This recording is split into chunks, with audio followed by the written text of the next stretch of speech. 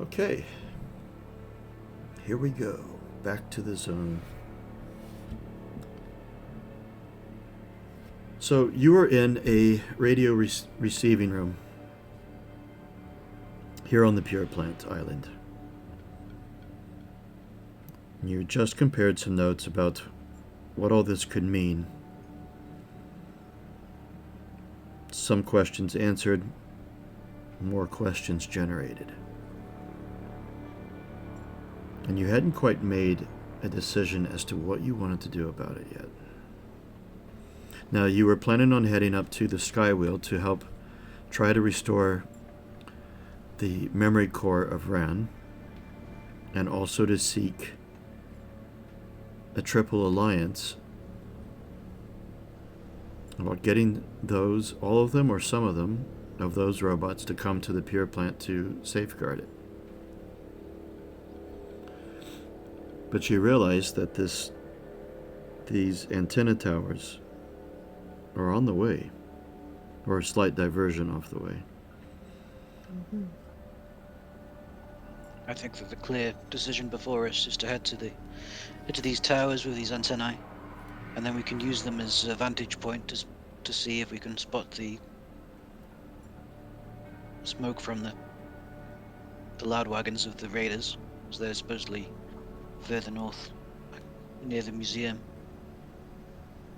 We can kill two birds with one stone. Killing birds? Why are we killing birds? It's an expression of the elders, I believe. Ah.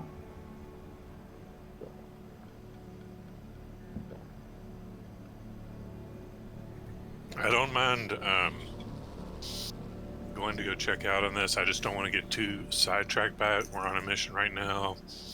Our goal is to protect, get this alliance up and running before we get attacked by the Hell Riders.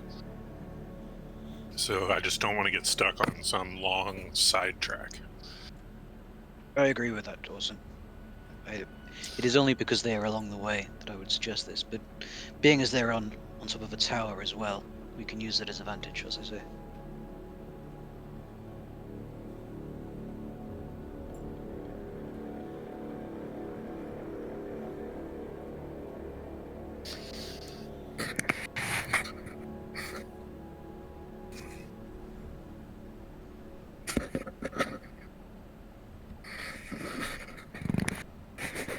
Any other comments? Another point now, if we're talking about bringing some of the Mechanons from the wheel down here, will we be escorting them here? Because in that case, we could hit this on the way back rather than on the way there.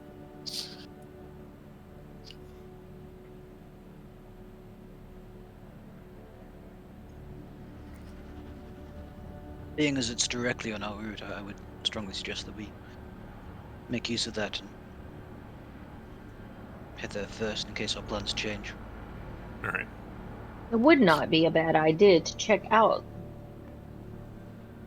the area to see if we would need additional equipment for repairs. Maybe Skywheel can assist with that.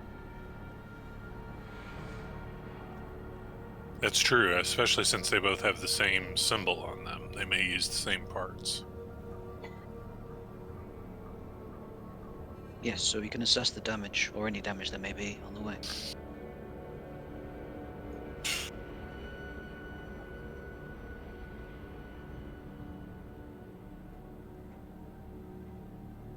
Well, what time of day are we looking at right now? You are looking at early afternoon. About 1, 2 o'clock.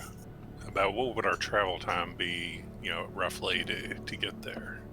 Let me see. Let me go back to Big Smoke map. Let's see.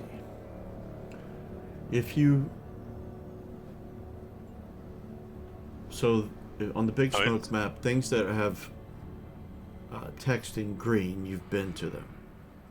Yeah. Which means, with a loud wagon, you can get through them in half an hour.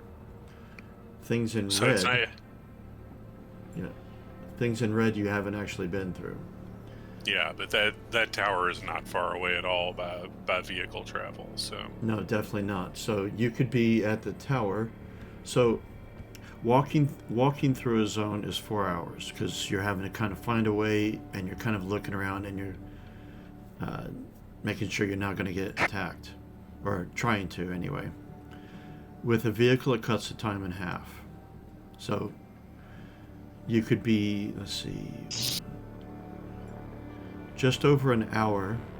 Well, depending on how far into that zone that the tower is. 2 hours tops, you could be at the tower. And then from there, it's 2.5 hours to the wheel. Now, if you bypassed that and circled back to where you went before, it's 3.5 hours to the wheel, but you're circling around. well, Not that you guys have the most accurate, you don't have clocks or watches or anything, but well, it's we're gonna rough have to guess. assume spending time at this place assessing damage, doing whatever. By the time we would get done with that, it would be pushing nightfall. Then we'd be looking at traveling by night for 2.5 hours to the wheel, or trying to make camp here at the tower, and we don't know the situation. I say we leave in the morning. Leave at sunrise, go to the tower, inspect it, and then finish what we need to do while we still have daylight travel time to get up to the wheel. I'd be happy with that. I would suggest that we instead head to the tower, secure it as best we can, and encamp there in the tower with a vantage point overnight. I'm going to say no to that just because we don't know what we're going to be running into at the tower. We don't know if we're going to be able to camp there. Let's go at it fresh tomorrow. Very well.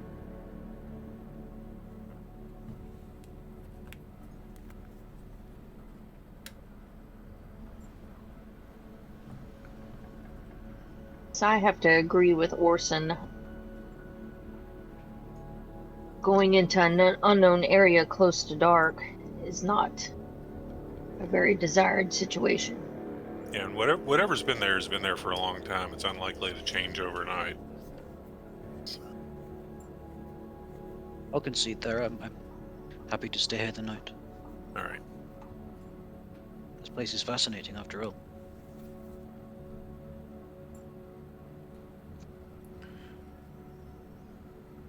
Luttrell has been in the background. He doesn't understand your words. You can see him trying to focus. Some words that you've had in communication with him are kind of similar. A few words you can kind of make out when you've heard them speak, but I mean, all of you. Trace obviously understands far more, and McAllen, at least to some extent. But the other way around is not the case.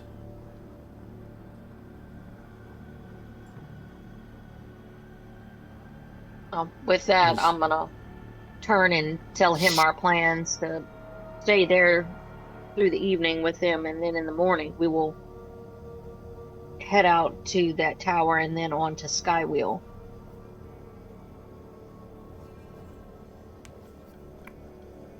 Of course.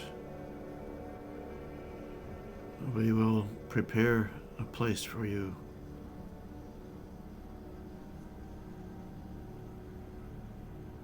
Did you find what you were looking for?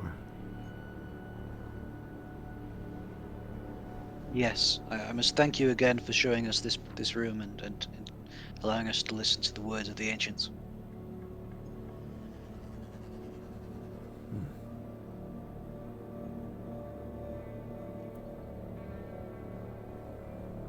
The things that we've learned here will mean the best for both of our communities.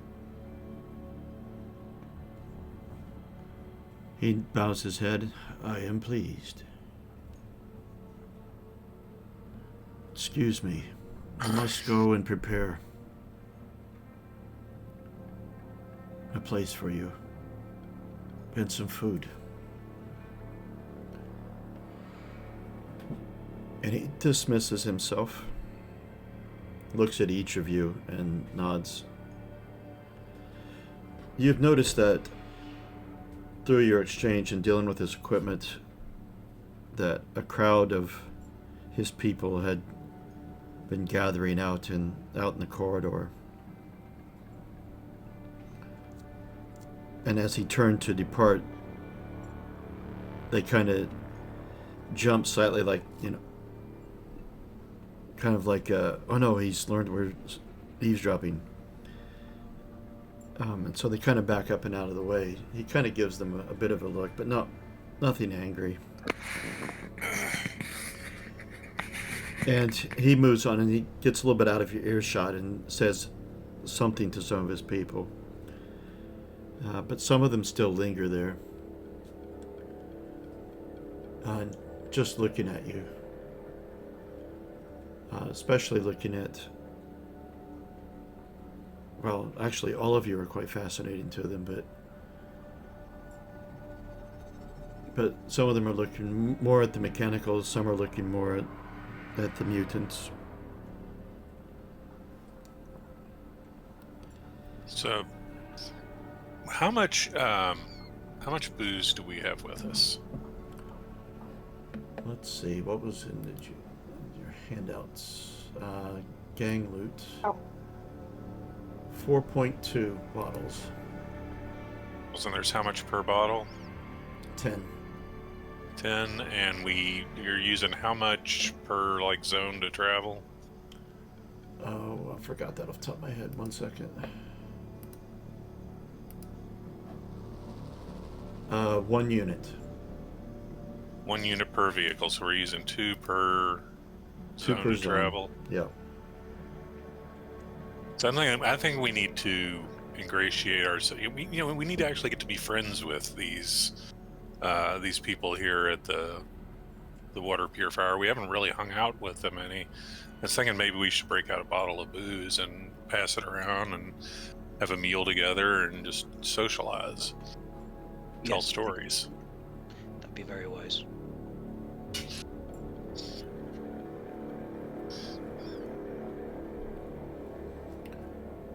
Okay. Since you have a handy dandy translator. Yeah. Since there's not quite enough booze to go around, we could do like whoever tells the best story gets a shot of booze or something.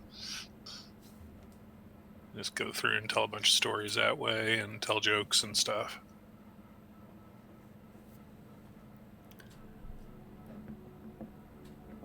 I don't know why I'm imagining C-3PO telling stories to the Ewoks.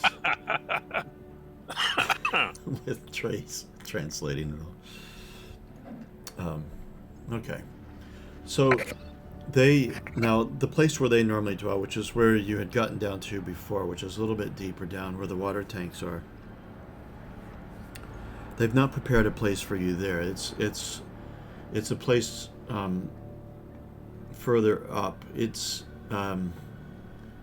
when you guys came down there, you passed through a room that had a lot of machinery in it. So it's an area in that spot, but it's been cleaned up and tidied up, so it's not just piles of rust everywhere.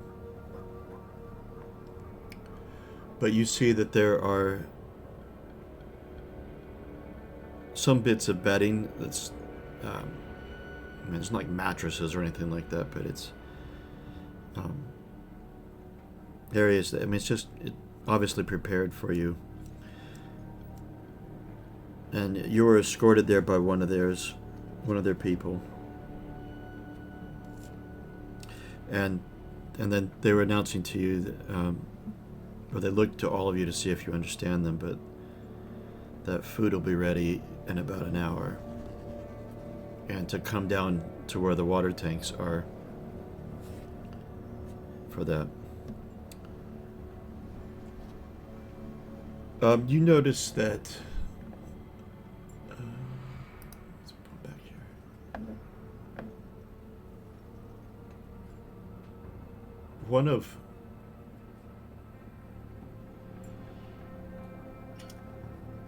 This one who was leading you there is to show you the batting is a young woman, teenage girl, and she keeps looking at Halbert, and you caught a smile from her. Now Halbert being Halbert, if I remember his personality,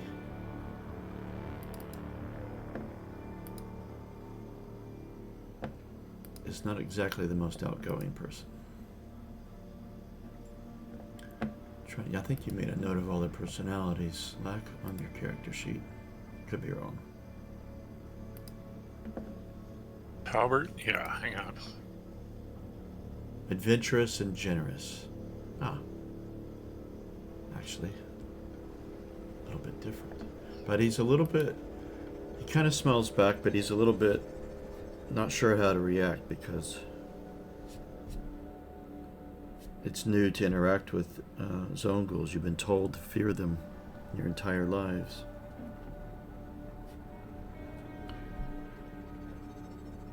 And so you guys get to, I don't know if you make your own way there, if you're going to be early or right on time. Not that they have clocks that's like precisely in an hour. Probably early. And they've set up a pot, some sort of stew cooking in it, but there's not a fire. It's some sort of device of the ancients that is providing the heat. And they begin passing out bowls and, of course, cups of very, very pure water.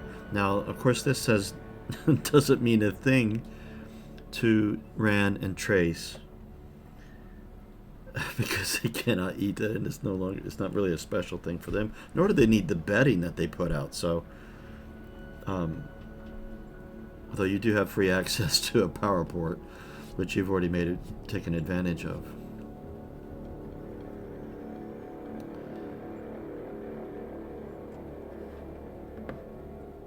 And so, let's see.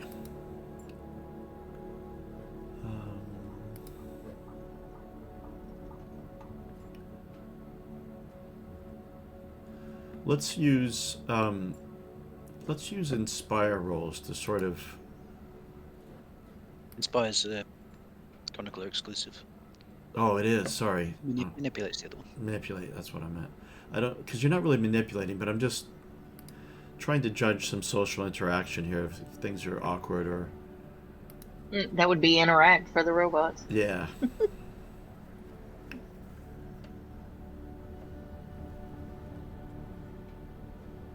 And I think it'd be good to have one from all of you.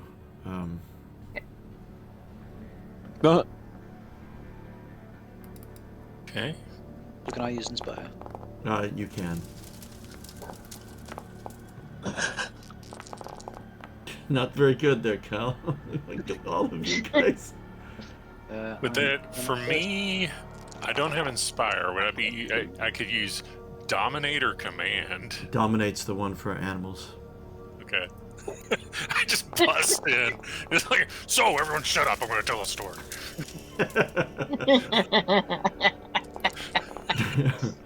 God, we all did terrible. So I got one. I rolled for Liz. Yeah, McKellen and Orson. Halbert. Wow, Halbert's going well.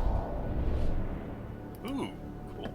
Halbert's going to have Two robots are sitting over there all like weird, like, what's going on? Well, stories from a robot. You're just like telling maths equations. That's Algernon, so apparently frog-based stories aren't really that great. And Connie... Stories are riveting. Riveting. Oh. So there's Halbert, Orson, and McKellen have both been successful.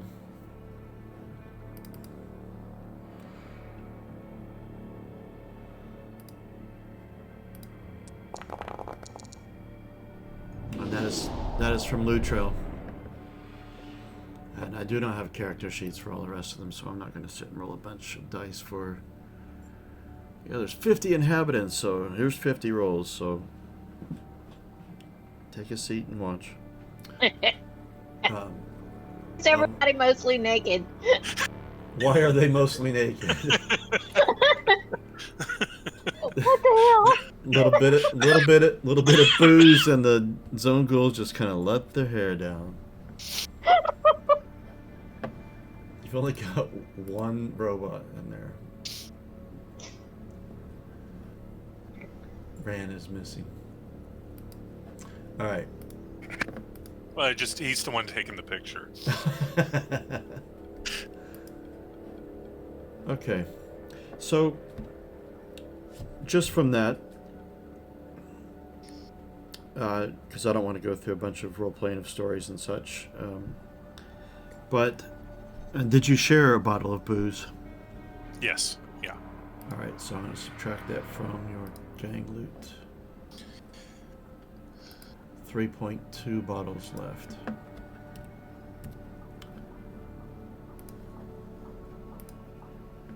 So Me and from the guy that, sitting next to us. so from that, you can tell just from body language that there's a little more relaxation of them towards you, and you all feel more at ease. The mechanicals, I suspect, were probably a bit indifferent to begin with, because you haven't grown up being told stories about zone ghouls. Although you may or may not have had a run-in with some that didn't treat you so well. I'll let you decide if that's a thing from your past or not. So, did I pick up on that girl was giving eyes to Halbert? Yeah, you have, because after a while they're sitting next to each other, and yeah, I make sure that both of them get one of the drinks each, so that it'll loosen them up a little bit.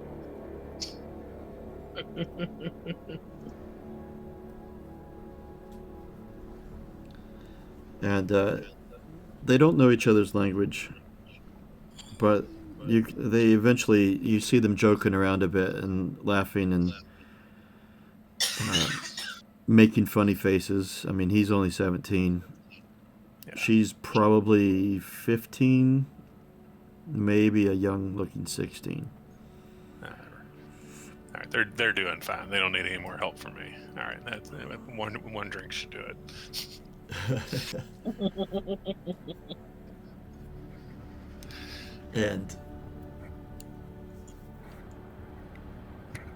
and you guys carry on into the evening, as much as you wish, actually.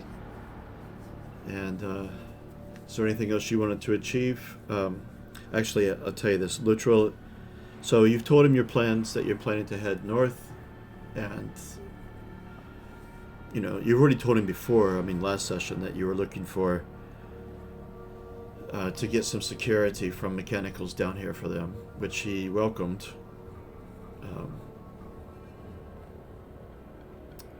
But you've told him, further plans that you're leaving the next day, so he's offered to give you some water and some rot-free food, grub. And although you have plenty of water, but actually you get 27 grub on here, but he's going to replenish some of it anyway. So you now have 35 grub.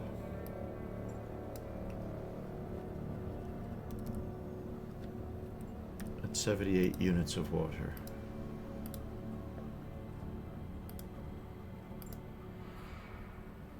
And you can tell they're not used to drinking.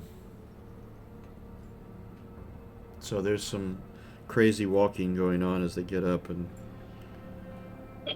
They even laugh a little bit amongst themselves because I mean this isn't just a, a mild drink. This is shine. This is moonshine, and it's a little bit potent.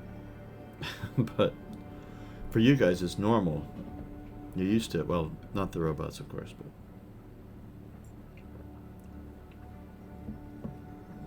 And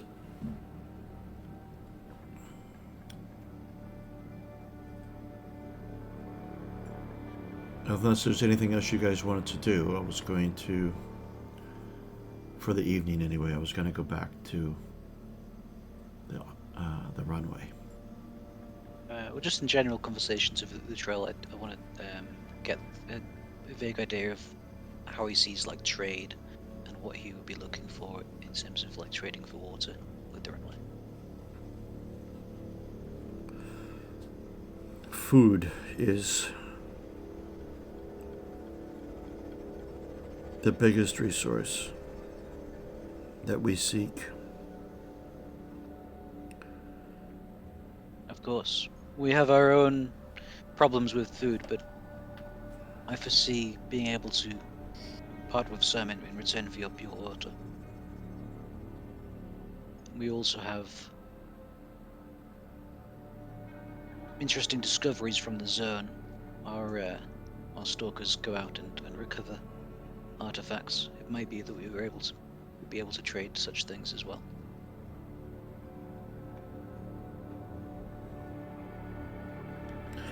That would be agreeable to our people. I see a fruitful relationship ahead. Truly, our meeting has been a blessing. Yes. The ancients are watching over us still.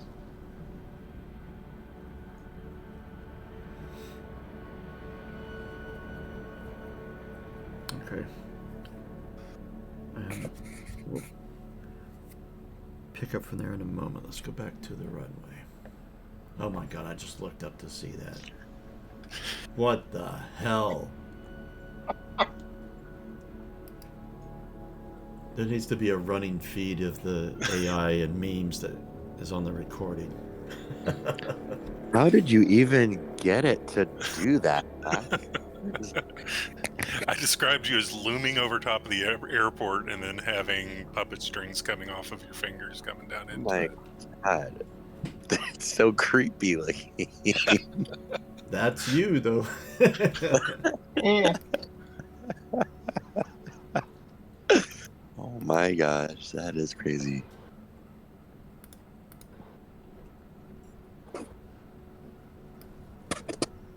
All right. It's funny. Back to here. Let's see. Trace. I'm going to move. I accidentally deleted McKellen's token from this. I'm gonna move. Stop. Alright, why are you doing this for, mouse? Well, my mouse can only draw boxes. I can't actually select a token and move it. That's helpful. Look it up, boy. Oh, I know why, because I'm being a stupid idiot. I know that's a bit difficult for you to believe. I was trying to do it from the DP screen, which doesn't have access to all your tokens like the GM does. So dragged you guys out into off to the side into the green.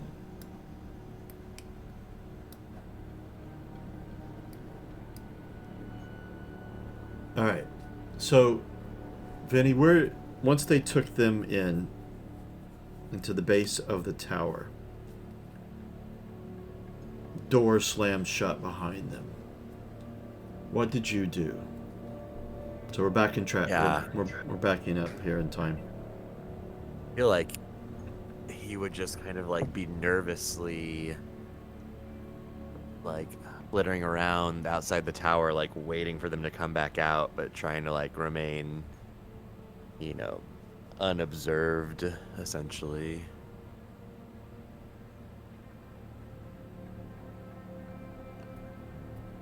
Okay. I wouldn't go anywhere because like I want to wait and see what happens, but I wouldn't go near the tower either. It can't be risked getting involved. Okay. Where do you think you would be though? Oh. It'd probably be like across the way so I can see the tower, maybe, like um, 20 meters away. okay. If there's any kind of market area where people are just gathering, I would just be trying to get lost in the mix. Okay. There is so because I know the layout of the terminal now, but my pointer's too big. Um, the the northern third of the terminal is, well, it's actually a little bit more than third, but it's not quite half. On the ground floor, anyway, is past, well, in the old days would be the security checkpoint. So there's which is slightly to the west of the tower there, and then it goes on down to gates for planes down here. There's a passageway there. The southern part of the terminal is where a big open area is, and the temple is down there as well. Temple's on not the southwest corner, but almost the southwest corner. But the big open area there is where assemblies happen, and there's a balcony that looks up above, or balcony looks down below, sorry. Hopefully the next session or two I'll finally have this map done. So there is an area to linger kind of to the west there.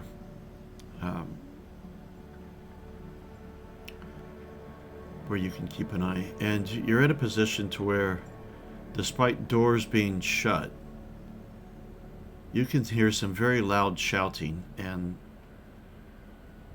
things crashing, perhaps things being thrown against a wall. And it calms down for a bit, and then it flares up again.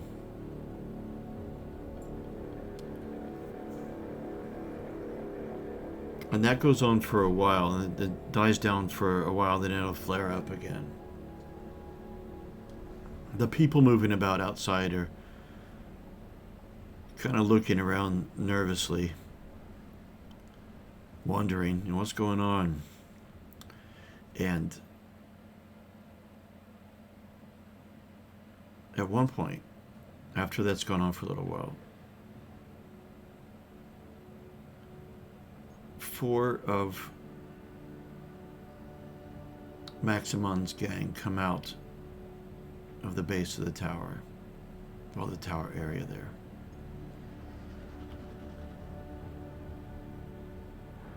And they split off into pairs and leave. I mean, you don't see where they go. If you're staying here, you don't see where they go.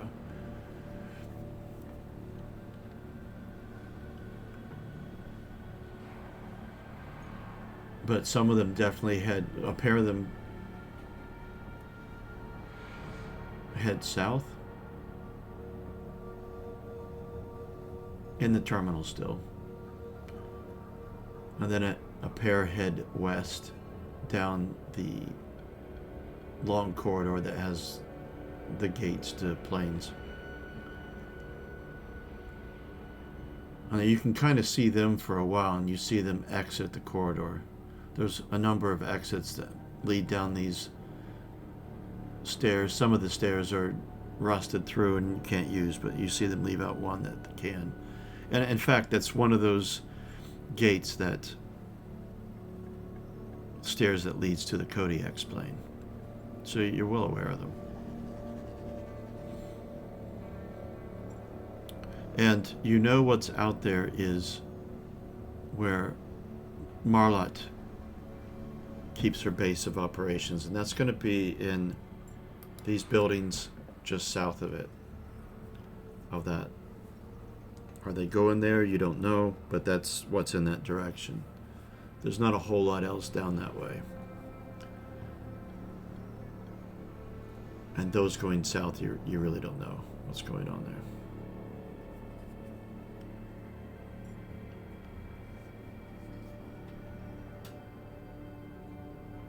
And then things get really quiet.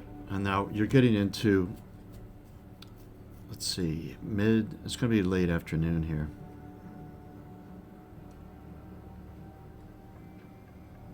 I think I might follow them and hopefully not be seen doing so.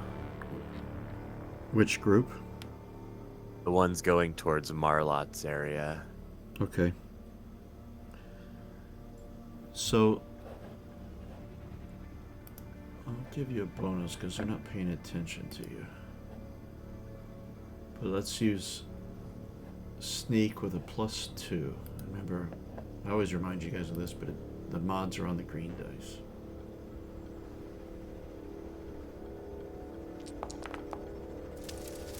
Oh. And we're pushing.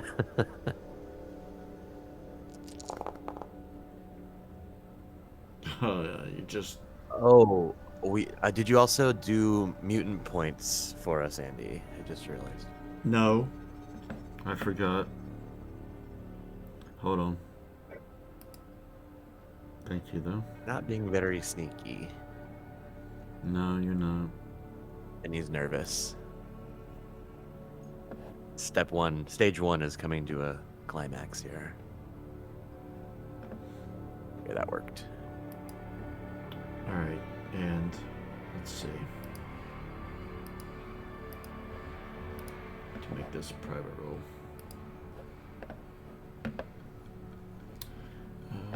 Let's see.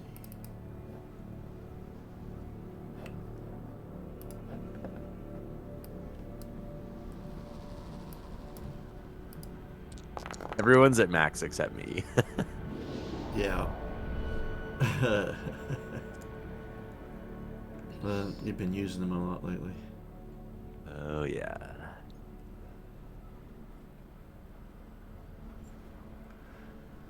And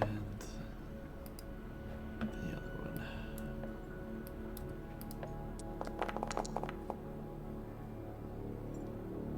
Alright. Alright.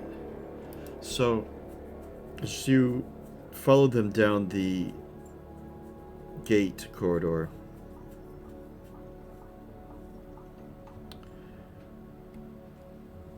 they turn to exit. And it's the very next stairwell, other than the one that goes to the Kodiaks. That one's still intact as well. One of them makes eye contact with you and is very visibly repulsed by the sight of you.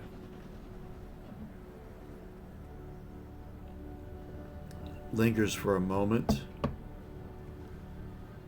How close were you trying to follow, by the way? Yeah, I was just thinking that too. I would just be keeping them in visual range, so maybe like 10 meters. So semi-close, trying to not lose them. Okay.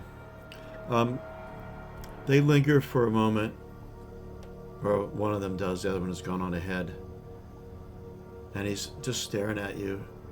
And then you can tell perhaps his partner has called to him because he looks to his left, which is down towards the stairs to the north. And then back at you. And then he follows on with his friend. Well, you don't know that they were friends. It appeared that they were going where? They were going down the second set of stairs. Again, there's a small little white line that juts north. Those are stairs down there. Now you know that corridor is elevated, and underneath it, there's a few places to pass underneath. And if I draw it, if I can. Since I was made, I probably won't follow them, but I was just kind of trying to see where I might think they're headed. Yeah, That would be the exit you would go out if you were wanting to shortcut the shortest direct route to Marlot's area. Still, it doesn't mean that's where they're going. Right. People kind of avoid the Kodiak stairs. Since you guys started flexing, that's kind of not been used very much. Okay, I'll head back to Maximon's tower and hit a hiding position again. Okay. And you see that when you come back to it, there's some more people that have kind of gathered outside. And not outside the tower. They're in the western part here of the northwest bit of the terminal, which in days of old were like, the duty-free shops and snack shops and stuff. Now they're places of residence. But there is a bit of a common area there because the corridor is a little bit wider. There's also a security checkpoint, which there's a couple of them there, which is also a place that Marlot's people sometimes occupy. And sometimes Maximon's people are using it. It's not really defined necessarily, specifically. But there's people gathering. They're listening to the shouts and the crashes and wondering what the hell is going on. And shortly after that, you see Estrina come in from the south. That's the direction of the big open area. Now that long white building just to the east of the terminal there is the domain of the chroniclers. There's 2 stories there for it. And that is also where the Elder resides. Or so you think. That's what you've always told, but you haven't seen the Elder in a very long time. But Estrina comes that way with one of the other chroniclers, and is escorted by the 2 that you saw come out, that went south. Is escorted by those 2 and is taken into the tower. Now she's being escorted not forcefully or anything like that.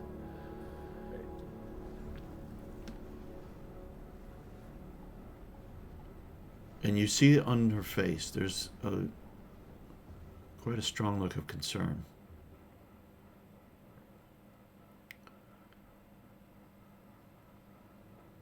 And you sit there and watch, and in about another 10 minutes, 15 minutes, and the 2 that you had followed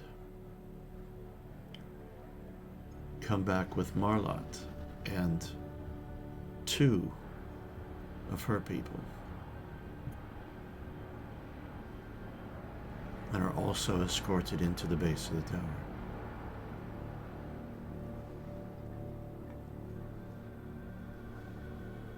Now the shouts stop at this point. The crashing. And you can't hear. Whatever's going on is not loud enough to come out of that. And some people get bored of waiting out in that area and go about their business. Some others who are clearly quite curious still linger. But it's mostly dissipated. And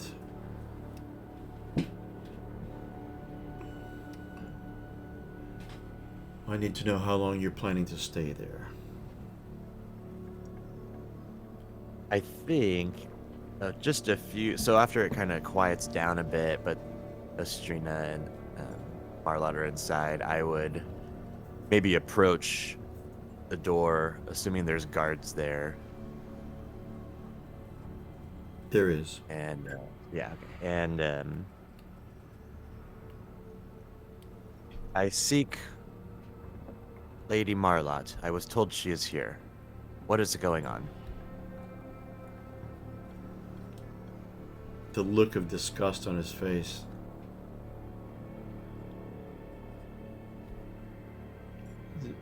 You have no business here. Why are you here? I have business with Lady Marlot. I was told she's here. What's going on behind these doors is of no concern of yours. If Marlot is in here, when she is free, you can seek her out wherever she may decide to hang out. Well, then you will not mind if I wait here with you, then, will you? And I, take a step closer to him. To be honest, man, you freak me out. Well, then let me in that I may speak with the lady. No, that's not I happening. will... Maximon's orders. No one in who hasn't been requested, and you have not been requested.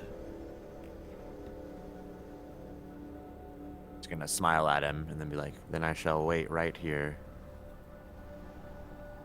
You can back up. Now, opposite the doors that lead to the base of the tower area is it's an open area that's kind of it leads to stairs that go up that go to this gateway corridor, gates corridor. So there's a stairwell that you could back up into if you wished, and that puts you about, I don't know, 3-4 meters away from the door to the tower. You can even sit on the stairs there. This is a place. Not a lot of people go up there because that just goes to that gates corridor, and there's not much down there really.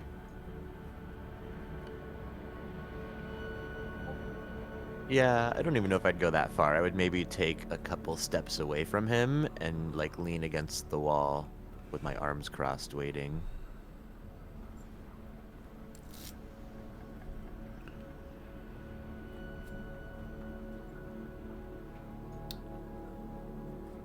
Okay, and you're just gonna wait there for a while? Yeah. Okay. When it gets to be, now if you decide you don't want to wait this long, let me know. But when it gets to be about 7 o'clock, sun's beginning to wane. Well, definitely is, because it's always cloudy, so there's not tons of sunlight anyway. The door opens quite suddenly.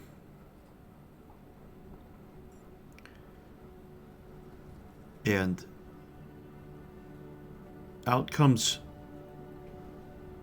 first 2 of his security detail. You recognize 2 of them were the 2 that you had followed, actually. They come out first, and then pushing everybody back out of the way.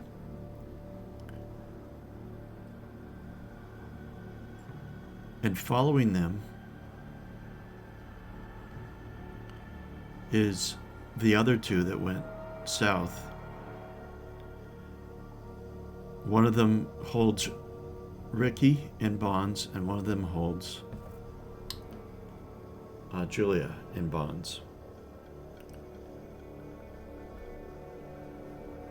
And behind them is Muba with Sixter in a bear hug, all 4 arms. And he's quite a small guy, actually, so his feet aren't even touching the ground. Muba is gigantic. And behind them is 2 more of his security detail, and then Maximon follows. Now, right at Maximon's side is Estrina with one of her people nearby, but not close to Maximon necessarily. And Marlot. Estrina is arguing frantically, and you overhear her say, "You cannot do this! Maximon, the Elder. And he looks at it. The look on Maximon's face is, you've never, ever seen this much anger and hatred and determination. And would there be, let's look at your character sheet.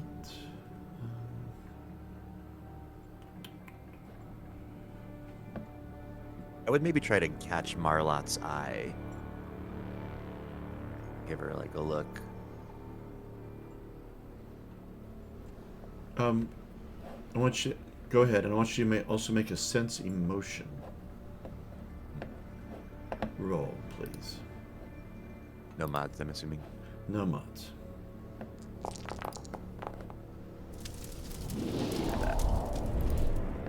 Well, there you go. A non-broken roll from Vinny. You're reading a lot of things on the faces of these two, so, and with 2 successes, there's stunts there, but the actual words of those stunts don't quite apply, so I'm going to give you information. With Maximon, just based upon what you know, feelings of recently of losing control of the Ark, feelings of betrayal, feelings of trying to establish superiority. From Estrina, you're seeing complete shock and disapproval of Maximon. And from Marlot, you're seeing a little more neutral, but how do I word this in by facial gestures? What would you notice? Body language too, maybe. Yeah, that. Not. There's not a look of anger. There's not a look of. It's almost like a resigned sort of look on the face. Someone who's tried to argue her point and has not been successful.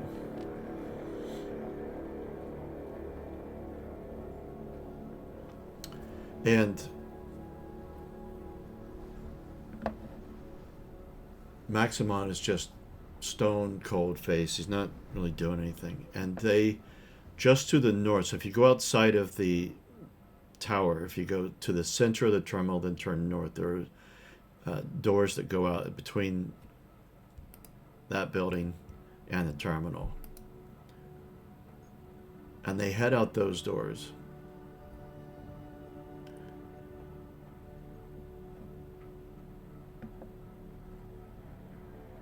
And go. Sorry.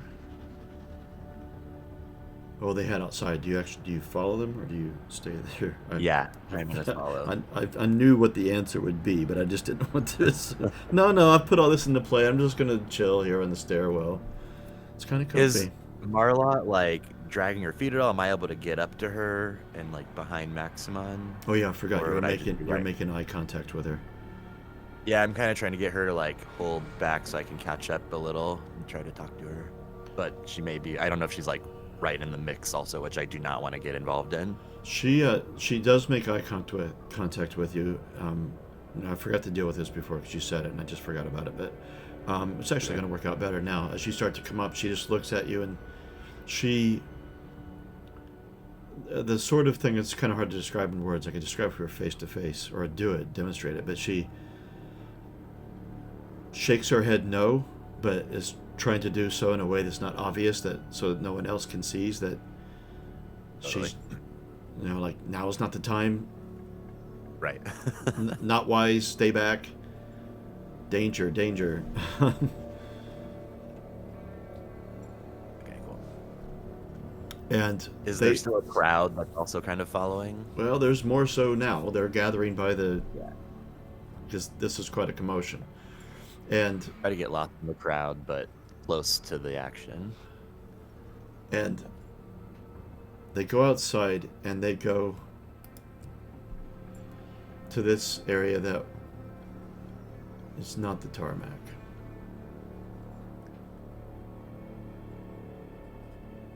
And several people follow out. There's some that were kind of lingering outside.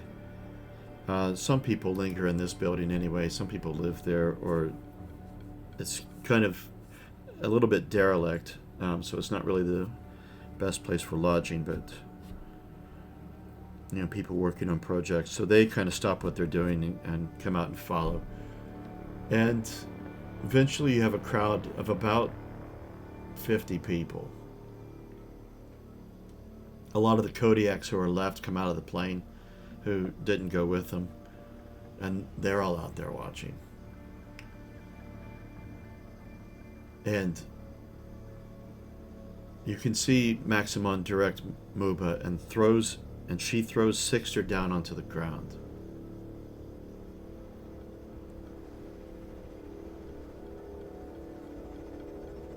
And then he gestures to the security detail that have Julia and Ricky and puts them down on the ground as well. Ricky, you see protesting.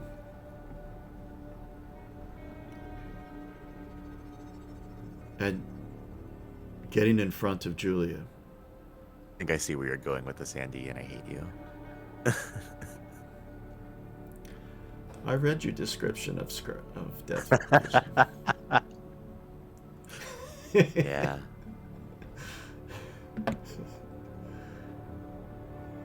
And he does nothing to intercede at all.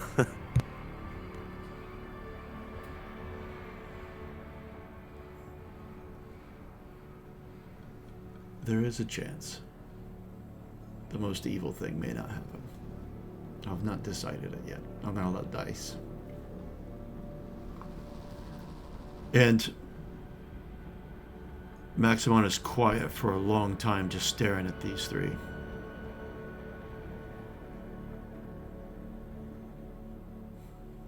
And he starts pacing around them, just looking at them.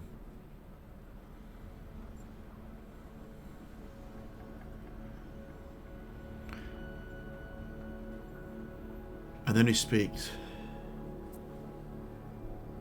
In order for a community to thrive, there must be trust.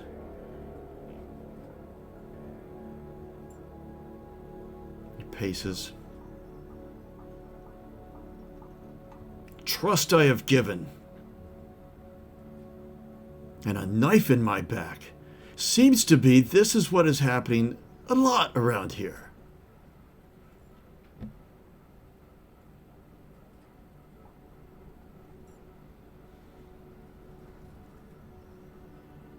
And he's walking around in circles. I cannot abide by this. I have led our community since the Elder was no longer able to, and we have thrived. Sixter, you were my brother, man. Your advice, you were always there. And let me drag Sixter's token out. Oops, wrong spot.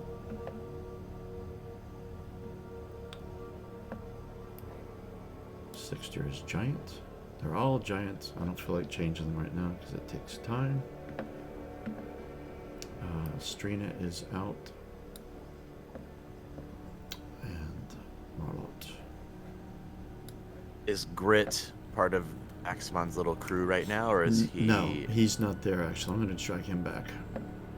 Okay, so I don't see Grit anywhere. No.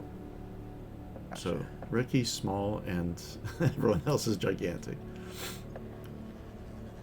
And Sixter, do I have this as public? I want you guys to see these rolls.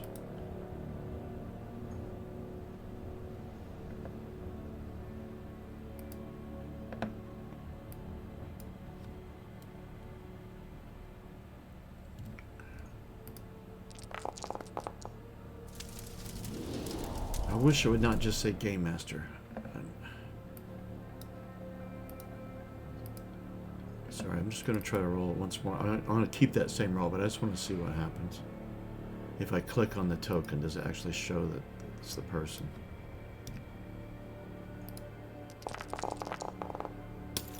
Nope, it does not. Damn it, Nope. fix the code. Alright. There is an update to it, but it changes a lot of things, and I have to do a bunch of stuff behind the scenes to get it, the items working again. So maybe the new update fixes that. I don't know. Sixter's Axamon, it's not true. You know me. Sexter, I also know that you like to wheel and deal on the side. You've got a little bit too big for yourself, it looks like. Organizing a coup against me.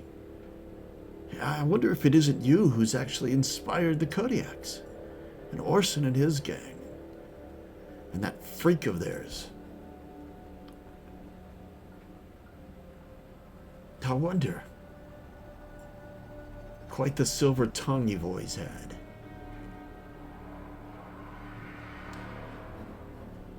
Strina is... She does not...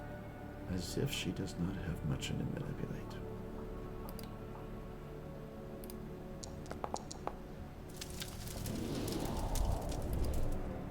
Maximon, I urge you. Rest on this decision.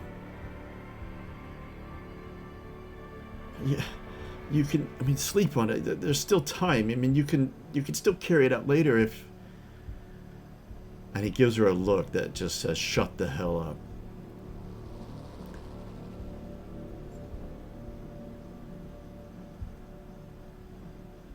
Marla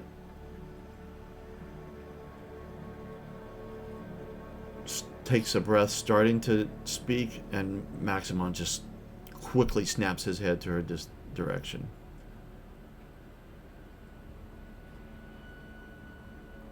And Marlot, who is actually quite bold and very demanding in the assemblies, you know, about having an army and all of this. But you also know she knows duty. Very regimented. And she shakes her head.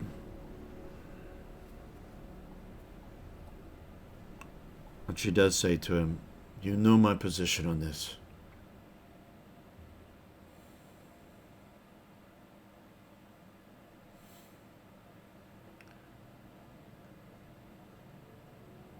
And Maximon's, yeah, you do.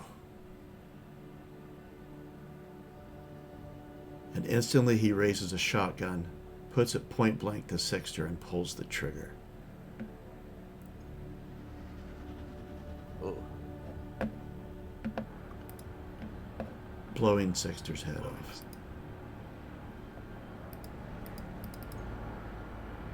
Not off, but in pieces.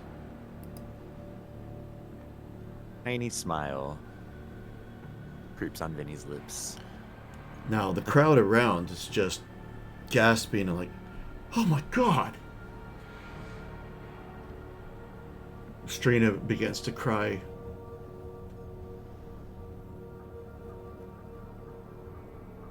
Maximon, no!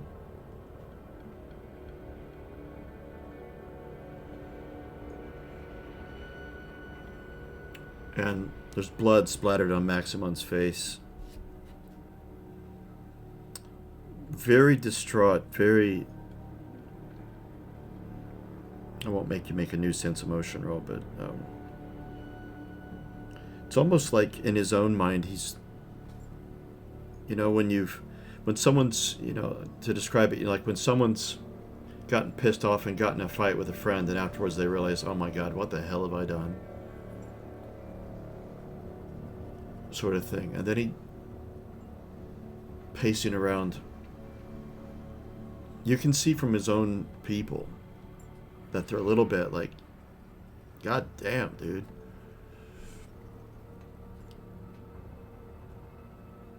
And then he looks at Ricky. and Julia.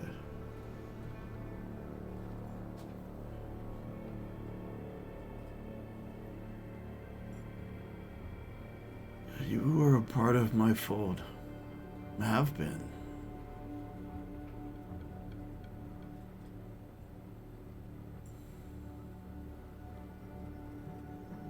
Yet you would listen to this man to do me wrong.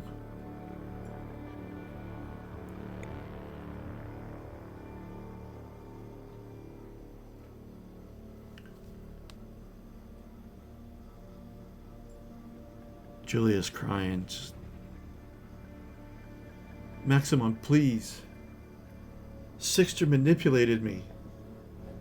You know how he is.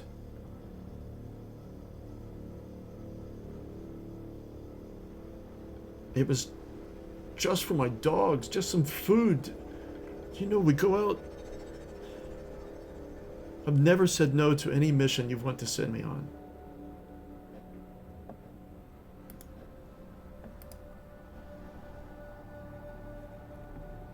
I'm so sorry. She's just down on the ground in front of him.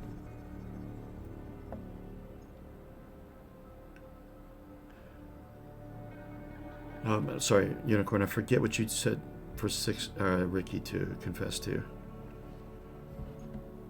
He confessed to stealing bullets for Sixter. Oh, yes, that's right. And he did, actually.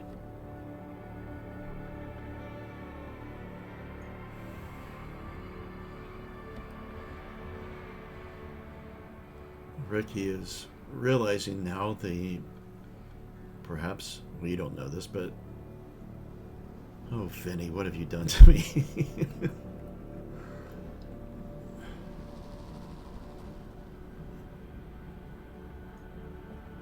And let me see if he can.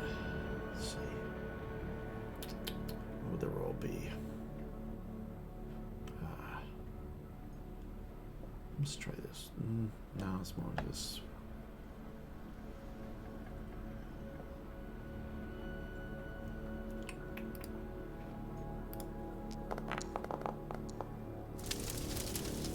Yeah, that ain't working out for Ricky at all. Maximon, I too was just following orders. Blam. Maximon shoots Ricky in the head. Oof. And blood is splashing over on Julia from that.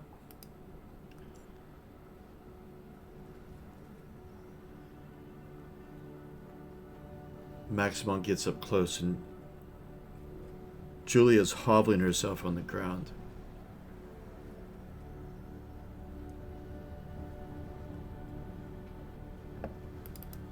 And he picks her up. Estrina's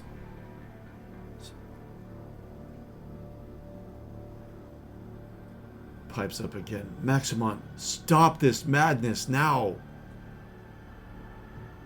So, I think he's about to kill Julia, and I'm going to mind terror him so that he misses his next action, or his next attack. Okay. And specifically, what are you doing?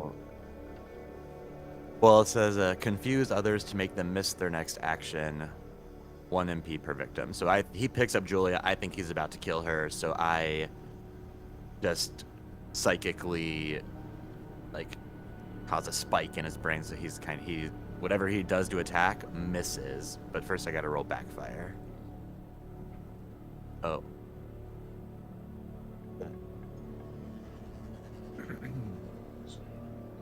Put the number in. No backfire or misfire. All right. So he picks her up, kind of sets her down onto her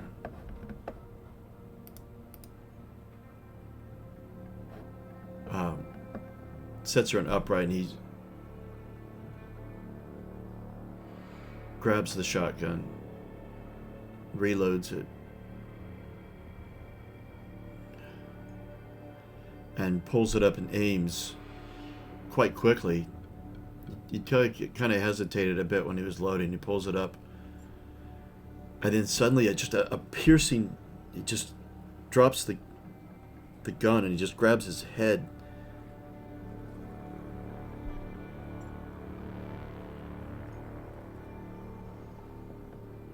And kind of stumbles. And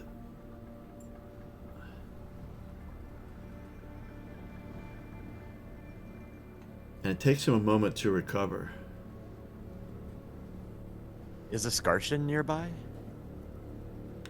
He wasn't there to begin with, but he will be coming out about now.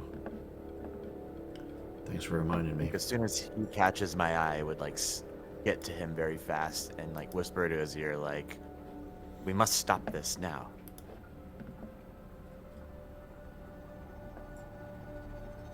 And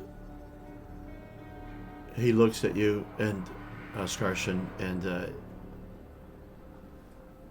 quite a look of determination in his face, and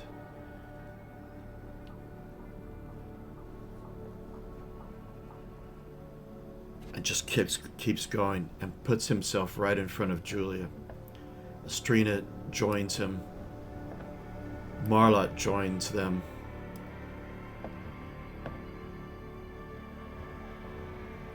And Skarshin says, "This is over, Maximon. This is not the way."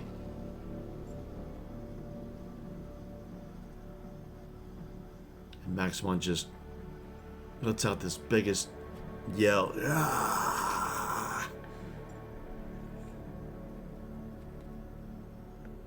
And he goes storming off down this direction, down here, by himself.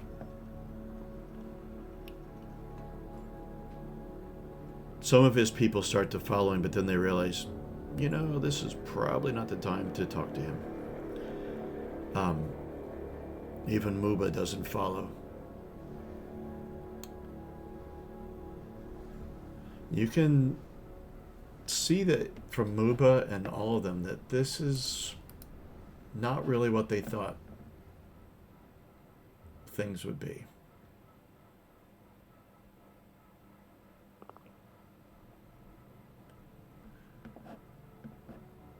And everyone's really kind of quiet and kind of shocked and like, what the hell? What the hell have we just witnessed? Estrina is crying, and Skarshin is comforting her. Marlot is instantly directing her people. "All right, everyone clear back." And actually Muba joins in and helps her with this.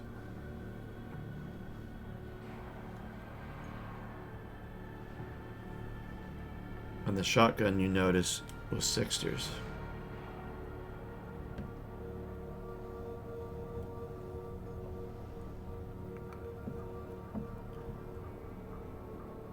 And then Marla and her people is telling the rest, "All right, go move on from here.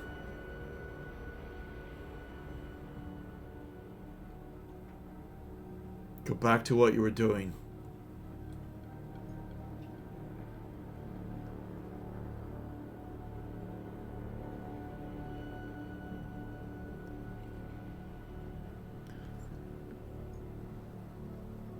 I would go with the Kodiaks.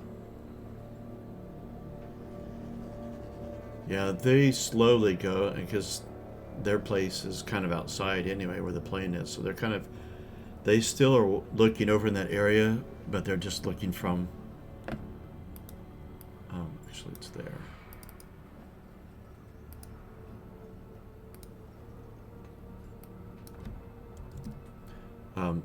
They're standing outside the plane.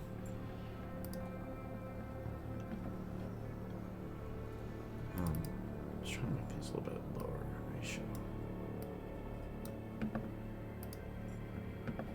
Oh, well, yeah, I can't draw attention to myself, so I would go with the Kodiaks. All right. And they're just like, what the hell, man? Maximon is... He's fucking lost it.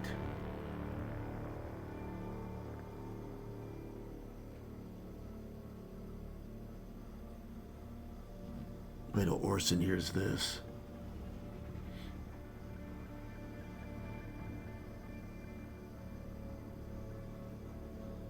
And it's just things like that. They're mostly speechless. Escartian and Estrina are still talking together.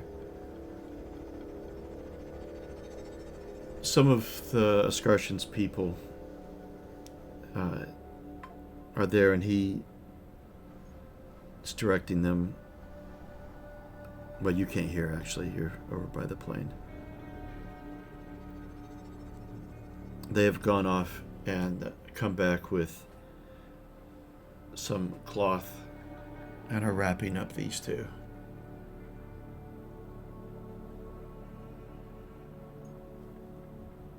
Marlot and one of her people, well, she directs one of her people to take Julia, and they're heading towards, you can tell they're heading towards where Marlot keeps the headquarters. And the building's just outside the monorail station.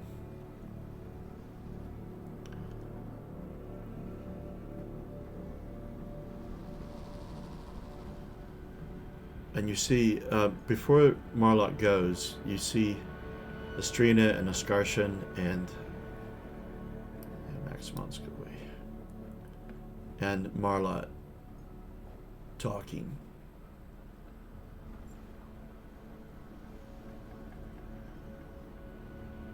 And you see some heads nodding. And the two bodies are taken away because you established burial rites as part of the thing with the temple. And so what they're doing is some of the rites that you guys set up. And so they're taking those two away. You feel like to be prepared.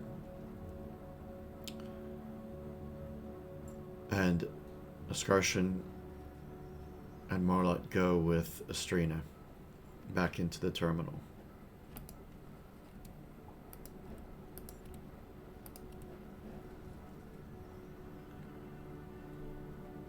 And then Muba and the rest of Maximon's gang go back into the terminal as well, but they're not, clearly they're not going with them.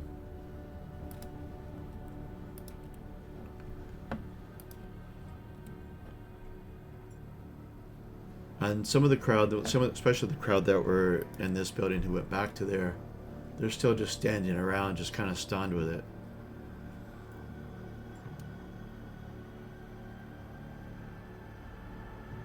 And, oh, that's right, you were put as second in command when Orson isn't around. The Kodiaks are looking to you, Vinny. What the hell do we do now, man? We wait for Orson to return. Maximon is obviously losing control. He will no longer be putting his thumb to this arc. Orson will need our support soon. Be prepared for anything. Count your bullets. Orson's gonna be pissed. Are you gonna tell him? Let us just hope our companions return safely. You're gonna tell Orson, right, Vinny? You're gonna tell him? Don't worry. I'll handle this. Thank the bombs.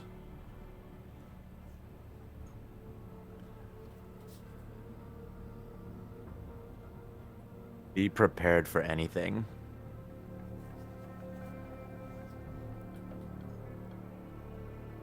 Do you have, so I can catch you up in time with the group that are at the Pure Plant, do you have anything else you want to do this evening? I would eventually go to where they bury Sixter, like in the middle of the night. Okay. And so I'll give you a generalization. So it doesn't take 15 minutes before the entire arc knows what has happened. Plus there are gunshots. And it's all the arc has to talk about right now. People are in somber moods. People are unsure of what's going on, a little bit uncomfortable.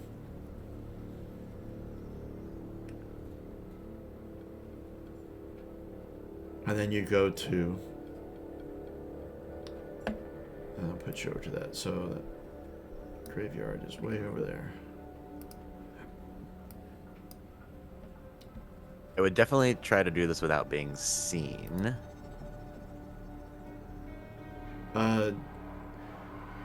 Easily done. People are just too engrossed in small little groups of conversation, kind of keep it to themselves. Not people aren't necessarily hanging out as you would expect. They're not actually having a laugh. You know, there's not some song and dance going on.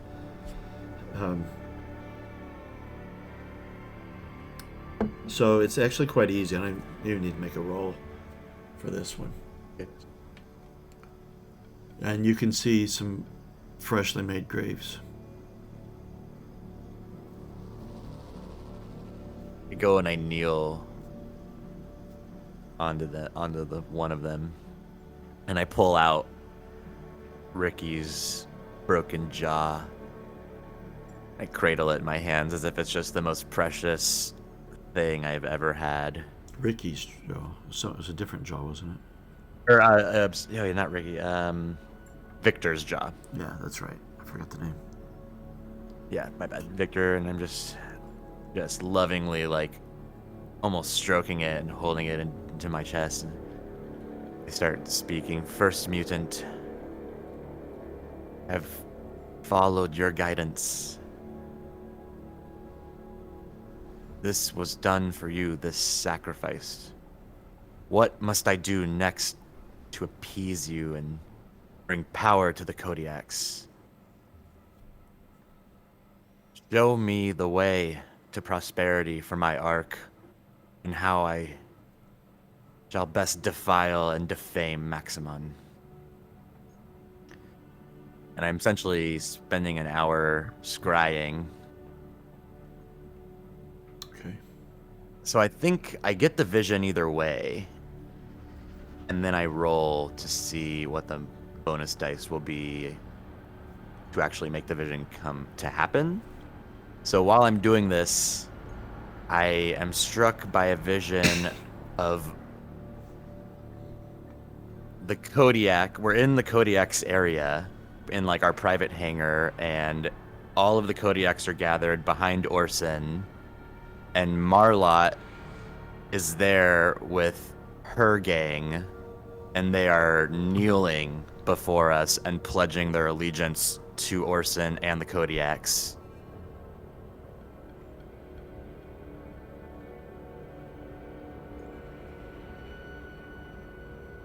Then I roll. And Gandalf was placing a crown on Orson's head. Oh my god. Okay, poor pushing, obviously. You are going to be so broken. Well, I got one dice at least. Yes, you did. Okay. 9 mutant points. Okay. And then that's going to wrap things up for you for the evening? Yes. Okay. Oh, go ahead. I had told Grit to meet me at the Athena statue this same night, so I would head there, and then we can come back to that later. Okay, yeah, we can do. Um, I don't want to take too much time up. yeah. So in that happy scene, sort of light sort of role playing there. We'll go back to the pure plant. I'm completely unaware of the Armageddon going on back at the runway, but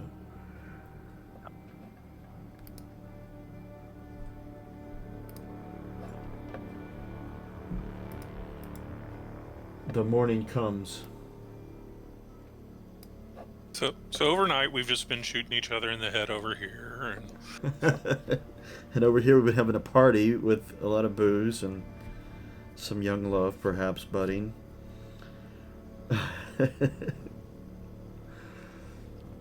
So I didn't think there was anything else you guys were doing in the evening anyway, so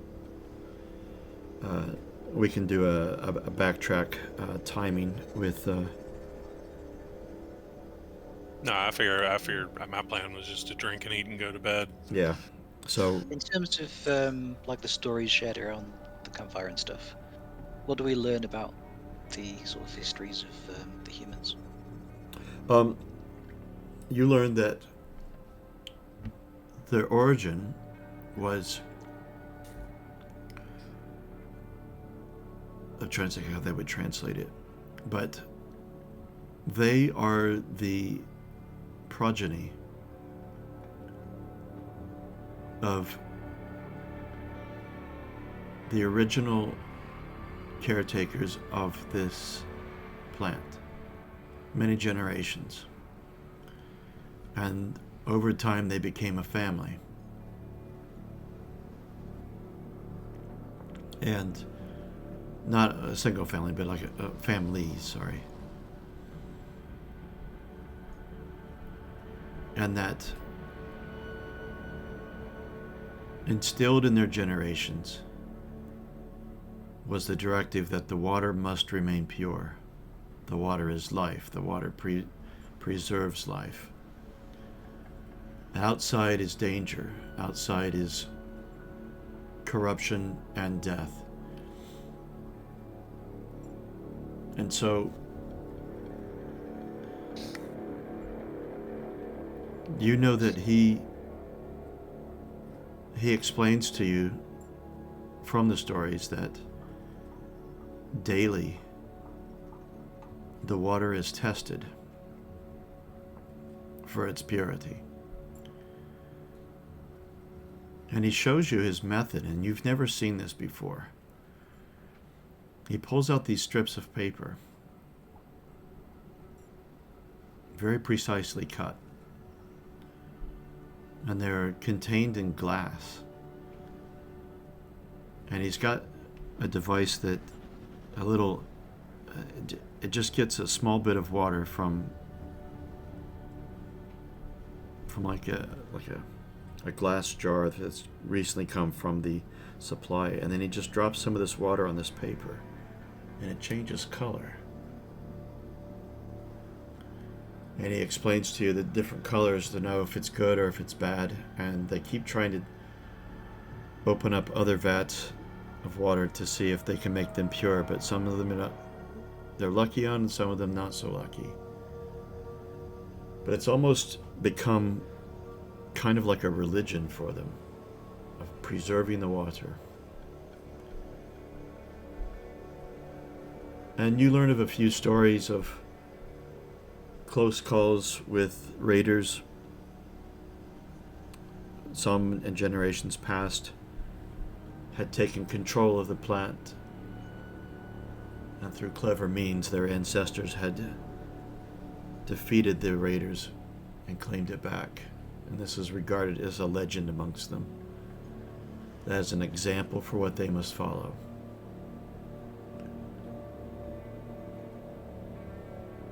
And so they have deliberately made the outside not look enticing. And that's why they stick to staying hidden down below. That is, in essence, their culture. We can learn a great deal from your people. I can understand how you've come to these customs and the value that they have.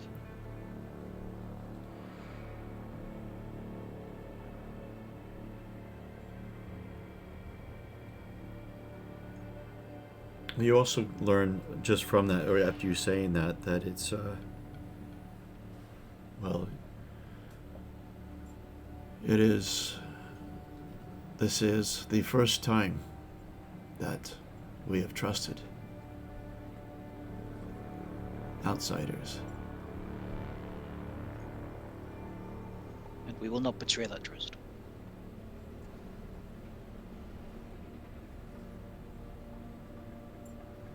That is clear.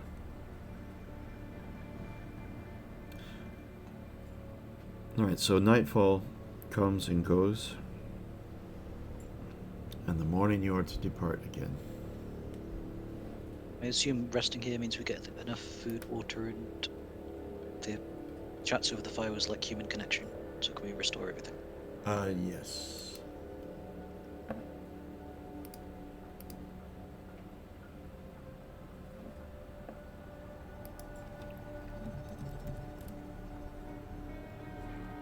Sorry, Callum, I only just saw your message. No worries. Alright, so let's see if my new tokens are going to be horribly too small, I suspect, or too big. Probably the latter.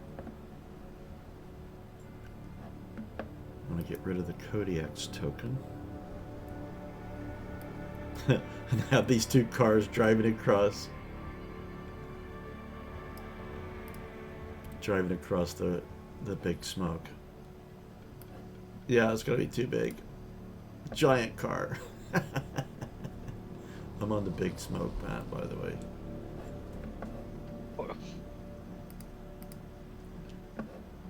Let's change the size of that, shall we? Oh my god!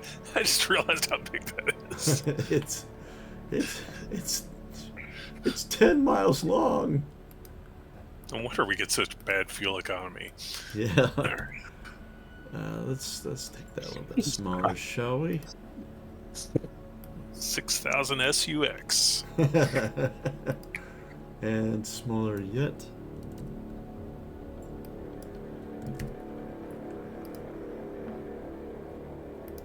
Okay, it's still horribly too big for where you're at, but maybe we'll leave it to just the one car right now, so we don't have two tokens to move about. Yeah, particularly on the world map. Yeah, on another map.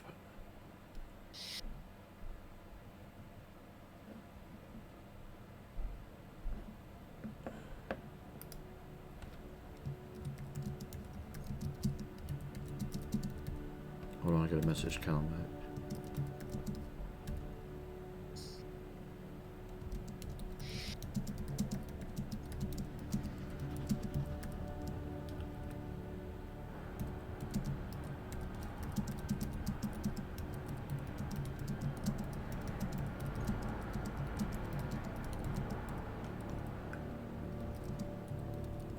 All right, there we go, Callum. Message back. Okay, so you, which is unknown, not normal for them, but several of them come out to wish you well. And I've already given you the supplies of food and water that they had.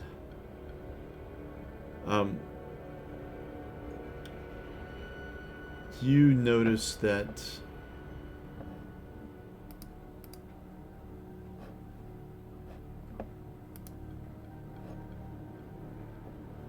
Halbert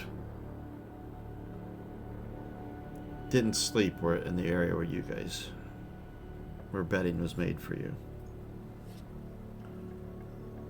And when he gathers in the morning, his eyes are gigantic.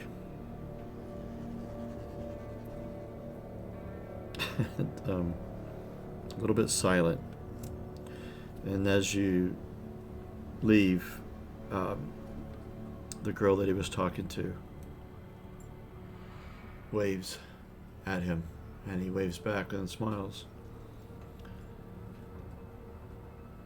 And off you go. And So it's an hour to get through to the place containing the oil tank. Now, the oil tank you've already investigated, and you, just to remind you that you know that it is full. And although the mutants didn't really know what it was, but I think with McKellen, I think you guys learned it, that it contains what it's supposed to. It contains oil. It's about 3/4 of the way full. This is the structure that Connie climbed on top of, and that's what allowed her to see the tower and the things in red, sorry, and then she was able to see the island for the pure plant as well from here.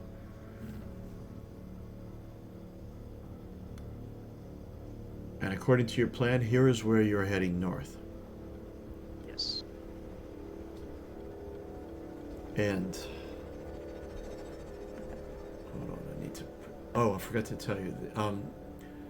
Today, as you got up, the weather is very rainy and not acid rain, but it's the haziness has got a bit of a green tint to it. It's kind of pretty nasty. Fortunately, you're in cars, although they're open in the back, but.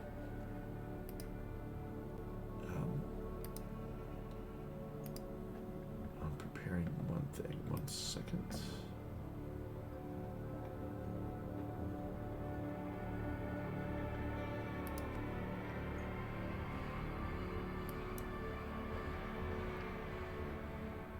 All right. Yes. Let's see.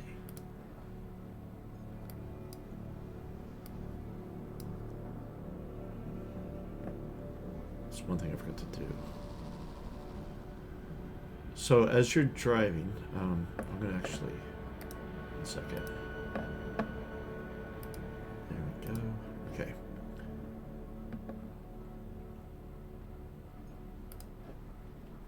If we look actually on the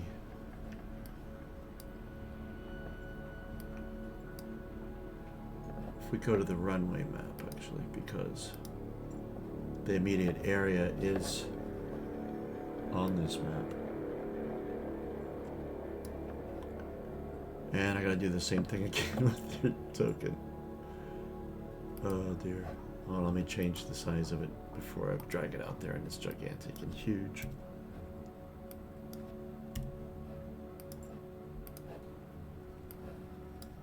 Still big.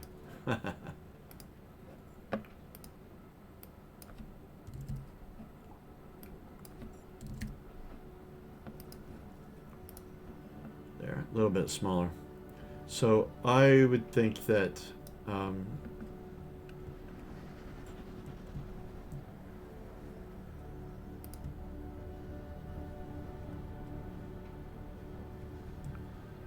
you guys would follow along this road and turn north here at the checkpoint. Checkpoint is a place that you had went through. And I forgot to relabel it actually. And follow up this way. Why are you not working? That makes sense. Yeah. Okay.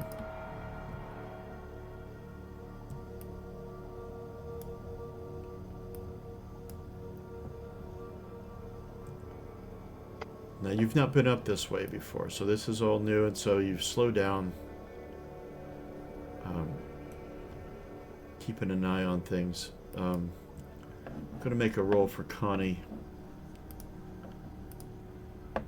We need to choose her stalker action. I forget how that works. Yes, that's true.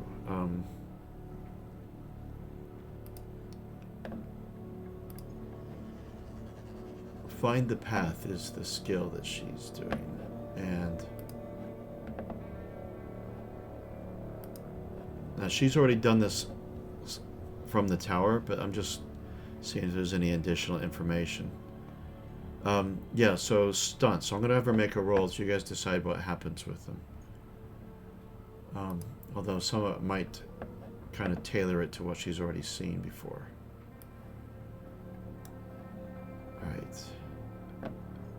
let me restore her strength because she had some damage. Now, you robots...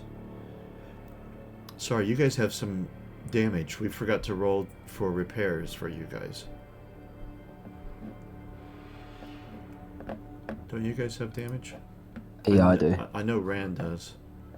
I do. I have a point of damage.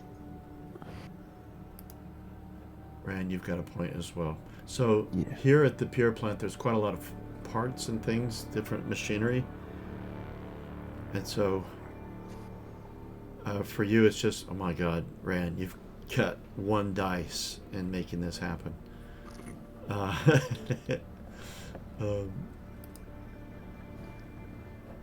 Trace has got 4 dice for repair. I see a point where skill points might need to be spent. But, Nah. so it's a network repair roll, but it's based off a network. So we'll have, if it depends on what you want to do. Trace, are you going to repair yourself? Then try to repair. Yeah, might as well before we get To going. repair Rand, or are you guys going to assist? Like, Rand helps you. Can I only and then do one, or can I do me and him? Can I? You can do both. It just takes time. Okay. Yeah, I guess I could have done that while everybody else was sleeping. We don't exactly need to sleep. Let's try to repair ourselves. True. So do it at a +1 Okay. Repair. because you're getting help from Rand. I assume I roll mine, yeah? No, she. When you help someone, they just get a bonus die, and so that's what her bonus die was your help. Okay. Oh, So makes sense. I'm gonna try to repair Rand first. Okay, So- so that's 1 point to your damage component, Rand, which was your processor. Yeah. Okay. So it's back to 5-5. Yep. So you just changed the Now first I'm- number back. Yeah, there you And now I'm gonna try repair myself. go. Oh, look And I at you failed. being selfless. Damn it. Helping others before yourself, and they're getting the benefit and not you. All right. You can try again at another point. Yeah. Of course, when you get to Skywheel, you can get repaired instantly. Yeah. All right, now Connie's going to make her roll. So I'm going to give her a +2 on this because she's already kind of scouted this out. Which gives her 10 dice total. She's very good. Except for today, she only gets 1 success. So if you guys click the word stunts there, you can see the list of things. You can pick one of those things.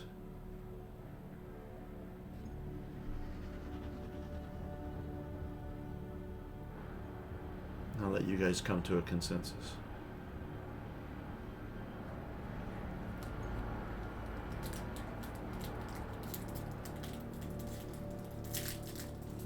Maybe we want to do it fast. Yeah, I was thinking exploration only takes half the time. That or find an artifact. We still think Hill Riders are in the area or not? Could be. Yeah, true. Is that what you all want? Half the time? It's either that or what? Found an artifact? That would be my 2 choices. Half the time or the artifact. Well, it looks like we're about to explore like a high-tech building. So. Yeah, let's go for the artifact. Okay.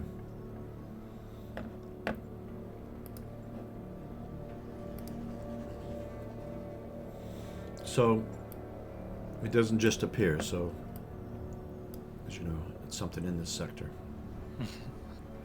So, you get further up to here, and you can see, now that you're in this area, Ran, you notice this is a militarized sector. you're seeing things that spark some of your memories that you do have. That this was perhaps an outpost. And there's a lot of stuff that's quite in ruin, but you see there is an access road taken off to your right here. And there are a number of towers with dishes at the top. But you see that there's some of the there's water there as well, and it's kind of really disgusting looking water. It's perhaps in your mind, Rand, that this was targeted by enemy fire. There's a number of craters in the area. You're able to navigate around them, but you come up to a point that levels out to a plateau, an artificial. It's not the ground. There's something like metal or it's some sort of made from some sort of substance you're not really sure of, but and there's been to the south of it, it collapses into a big expanse of water, and on the opposite side is a building, and rising from that building are some towers that have these bowls at the top. Now across this expanse of water, a bridge has been made out of scrap parts. And I'm going to take you to the map.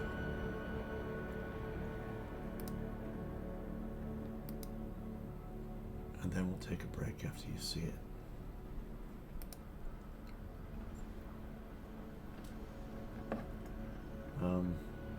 Weird. All I can see is fog on my view.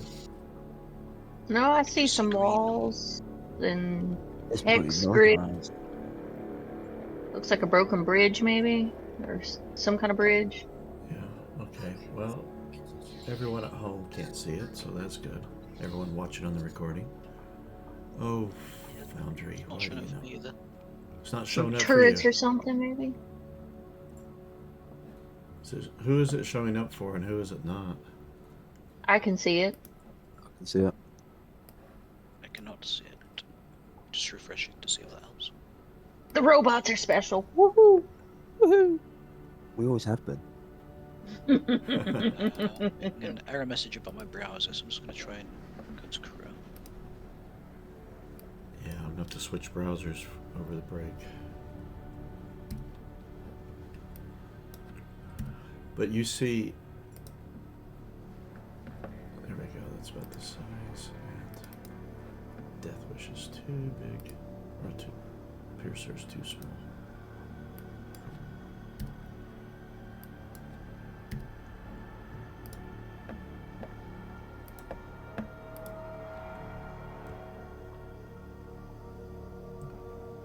So I'm actually going to put you back on the edge of it. Boy, those move slow. So you see the ground here kind of break away in hexagonal pieces, and then there's the bridge. Across it you see a wall. And it's kind of barely visible in the fog and the rain, but you see artificial lights, and you see what look like gigantic guns facing out towards you from this wall.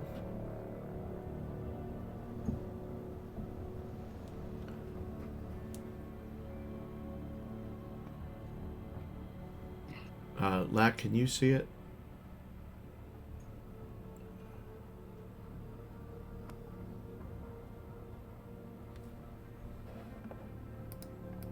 Is Lack with us?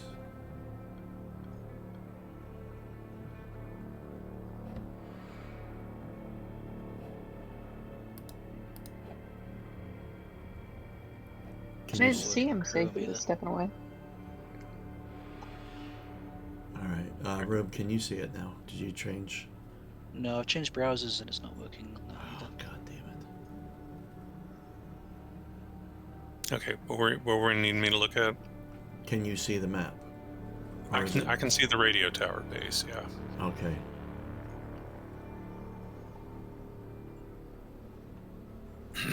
All right.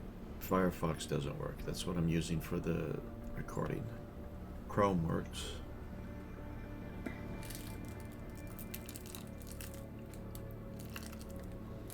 All right.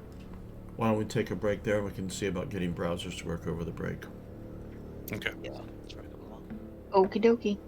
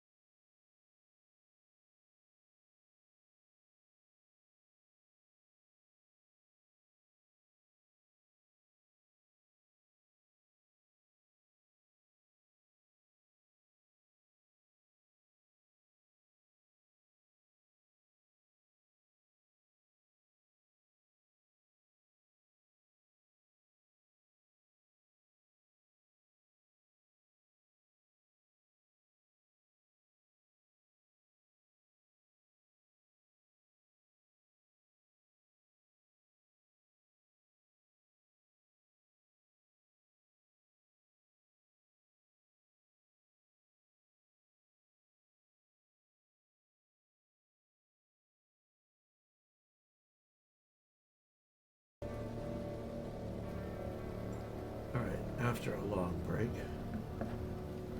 we are back. So you guys drive up, and you've just come in from the west, because that's the direction from the northbound road. Okay, I'm back, guys. Perfect timing. Perfect timing. Yeah, sorry about that. Baby needed changed in a new outfit, and there was some disagreement about how many legs went in each pants leg. How many legs does your baby have? You would think he has He's a 3 mutant. the way that they move around. Yeah. All right. Hopefully, you put it in its place. Up in Vinny. Yeah, it's just like Finning. All right, so you've come. So this northern section here is below a big crevice. The dark patch there is very murky water. A makeshift bridge of scrap has been put across there. This base has seen better times, but there's a raised section directly to your east, which kind of makes a dome. You see a couple of those further south as well, but it doesn't go up very high, but it's there. Makeshift bridge doesn't look like the work of the ancients. I think occupants of the zone have settled this place, or at least been here.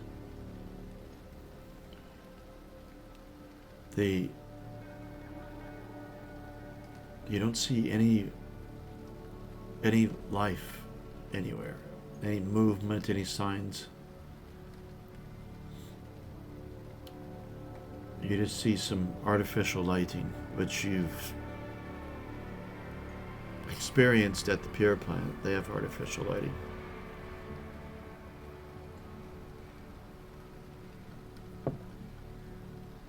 We see artificial lighting. Is this like on the bridge? Is it on the far side of the bridge? On our side? Far side, it's the lighting you see on the map. Okay. So it's, I don't know why my pointer tool is not working right now, but it's not. You can't even see that pulse, it's so small. I can see it. Oh. It's small for me. There's I two mean- lights down there. Then you see a flashing red light. You should be able to see that, I suppose. Oh no, it's the flashing red light was the one I saw. Okay. There's two yellow lights further south. Okay, yeah, I see them as well. Yeah, this map is huge.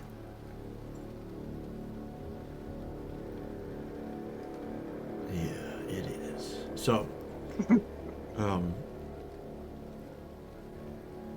but I've just pulled you guys to a stop. I assumed you would stop to look, but otherwise you... Oh, I haven't given you access to these tokens so that you could move them. One moment, I'll change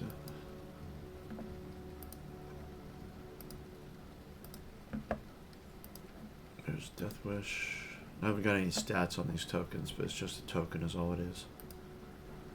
For the moment. Ran out of time. Alright, now you can actually move them. Any of you. Okay. Should be able to. So let's.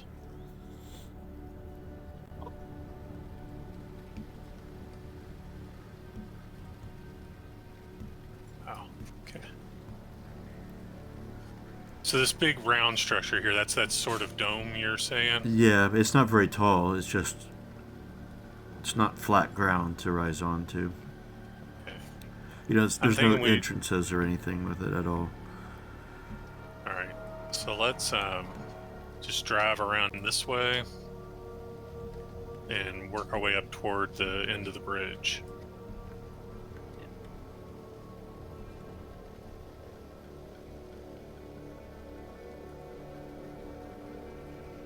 Get up to about there.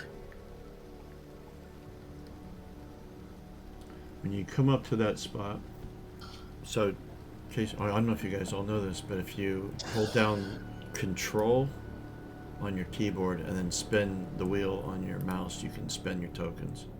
Okay, cool. We've never had to deal with that for your others, so we don't have top-down tokens, but when you come up to there, you can see because you're a little bit closer and the fog is not as bad, but you can see emblazoned upon the, God, I wish that would work, the front of this wall here. I don't know if you can see my pulse, on both sides of the two turrets that are the gun turrets that are in the middle, just to the outside of those, you can see that same Mimir logo that you saw on the lighting, the electric switch box, and on the sky wheel. From this distance, can I try and know the zone on this powered blinking red light? Yes. Can I have a +2 bonus from archaeologist, just to do structures? Yes.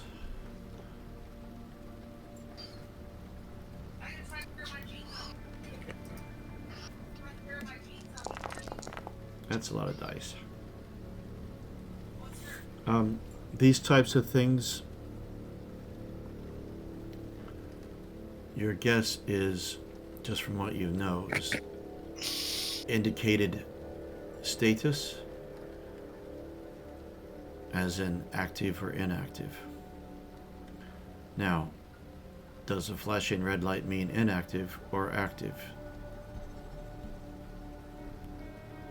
It could be different for different makers, so you're not sure in particular what this one is. I know it's a weapon.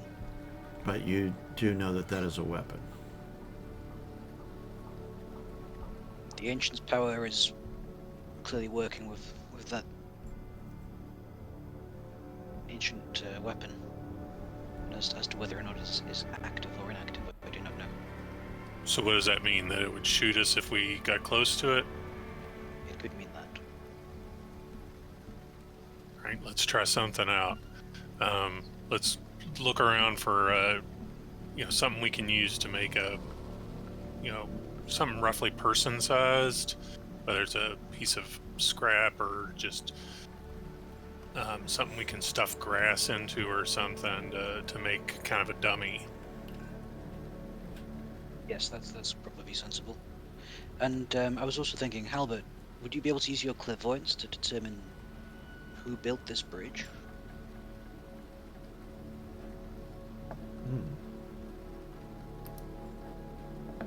I need to look up that ability to see its limitations.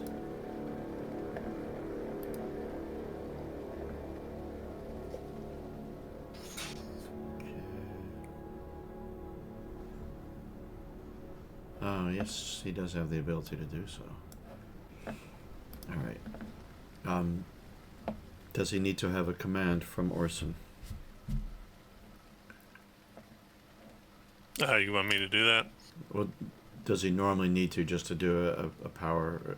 You only have to do that to make them work, if I remember Work right. or fight, yeah. Okay. I mean, it's really just a GM call, so... Yeah, I think in this case he would do it. Alright. So, as we determined, we were going to roll a d6 and subtract that from the mutations, because they're always going to have maximum mutation points, sorry. So 2 less, so he has 8 points. There you go, Albert. Alright, it's just 1 MP. So he gets out of the car and goes up to the bridge and touches it, and he's there for a little while.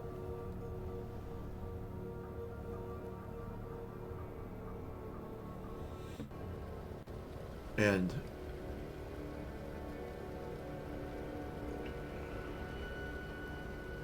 you see him kind of, as he's there, and he's almost in a bit of a trance, and then you see his shoulders kind of jerk back, and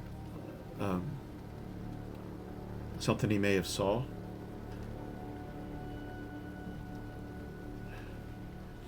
And he comes running back, and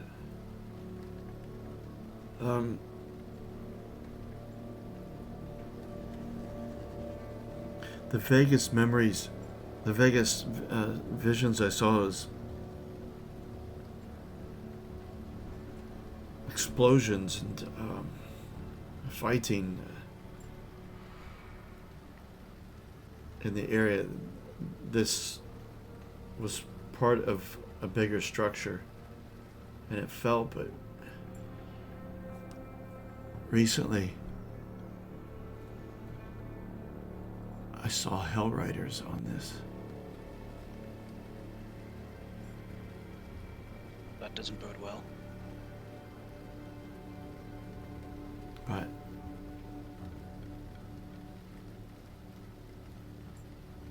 both going in the direction that we are facing and coming back. They could have an encampment within. It could, but we're not. So it's still midday, right? Yeah. All right, we're not seeing any like campfires or anything like that, right? No, not at all. No activity. Nothing at all. Okay. All right. Have I anything like a blanket or something stuffed it full of like some sticks and brush and stuff? On your way up to this area, there's all kinds of stuff that you could have gathered. Okay. So yeah, we'll gather up all that and make it into sort of like basically a person-sized dummy, and then Piercer's harpoon has a rope on it, right? Yeah. I also Alright. have a drone. Yeah. We could. Well, I don't want to get your drone shot. So let's stick the dummy on the end of a harpoon and just fire it as far down the bridge as we can. Launch it. All right. Oh boy, I gotta zoom in. I can't see that. Such a big map. Still can't see it. Jesus, that's. All right. Gosh, it is so tiny. Yeah. Okay. You have enough harpoon cable to launch it to the other side of the bridge. All right. You launch it, and the turret with the flashing light pivots instantly to point towards this dummy where it lands. But as it gets over in line with it, it kind of glitches and kind of moves a foot, jumps back a foot, moves a foot, jumps back a foot. And you can't hear anything from where you're at because you're too far away. But nothing is fired out of that gun. So I turned to Trace and Rand and McKellen, like, any explanation for that? What can I glean from that? Let's see. What would you know? I figure Rand and I would definitely know about malfunctioning hardware, broken parts in it. Yeah, you would gather, the two of you anyway, and especially Rand on this case, that it's off its track inside, or it's some of the mechanism is dislodged, that it can't quite bring itself to focus on a spot very easily. And where did the dummy land at? Dummy landed right here. Okay, so if we move, we should probably move toward that spot. Yeah. I was Alright. kind of thinking myself and or Rand, we could move faster than y'all. One of us could try to infiltrate and maybe shut down the turret if possible before y'all move in.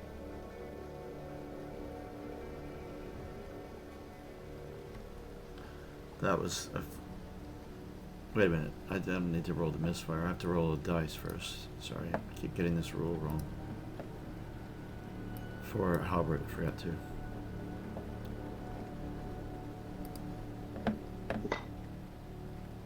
Unicorn, what dice do you roll for that? Oh, it's just a base dice, isn't it? It's as many d6 as you spend mutation points. Yeah. And then Yeah, I did you one. roll misfire if you get any ones. No, he's fine. Okay. Sorry, carry on, guys. All right, guys make a plan for going across the bridge. I'll go with whatever you do. I got a fussy baby right now. I'll be right back. No worries. Yes, Trace, if you think perhaps you and Ran could get around and deactivate it, perhaps that could be Certainly try. wise. I'd probably advise moving quickly. Maybe it's the fact that the harpoon went so swiftly that it wasn't able to lock on. Yes, I am definitely willing to try that.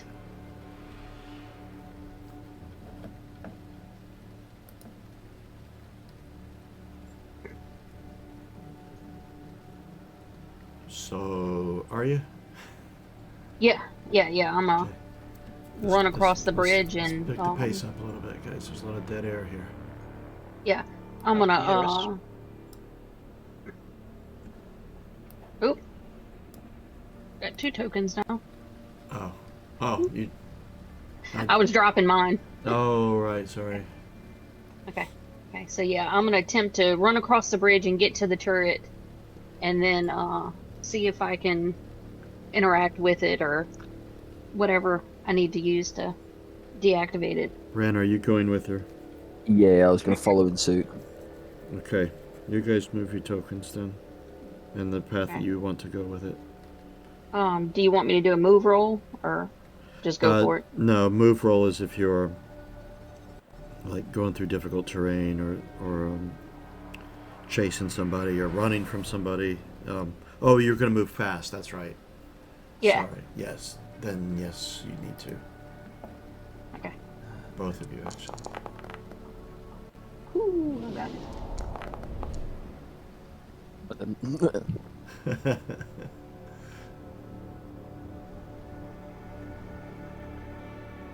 But your name's Ran. So Falls in the hole. So, Rand trails behind. Can't quite get those servos moving. And,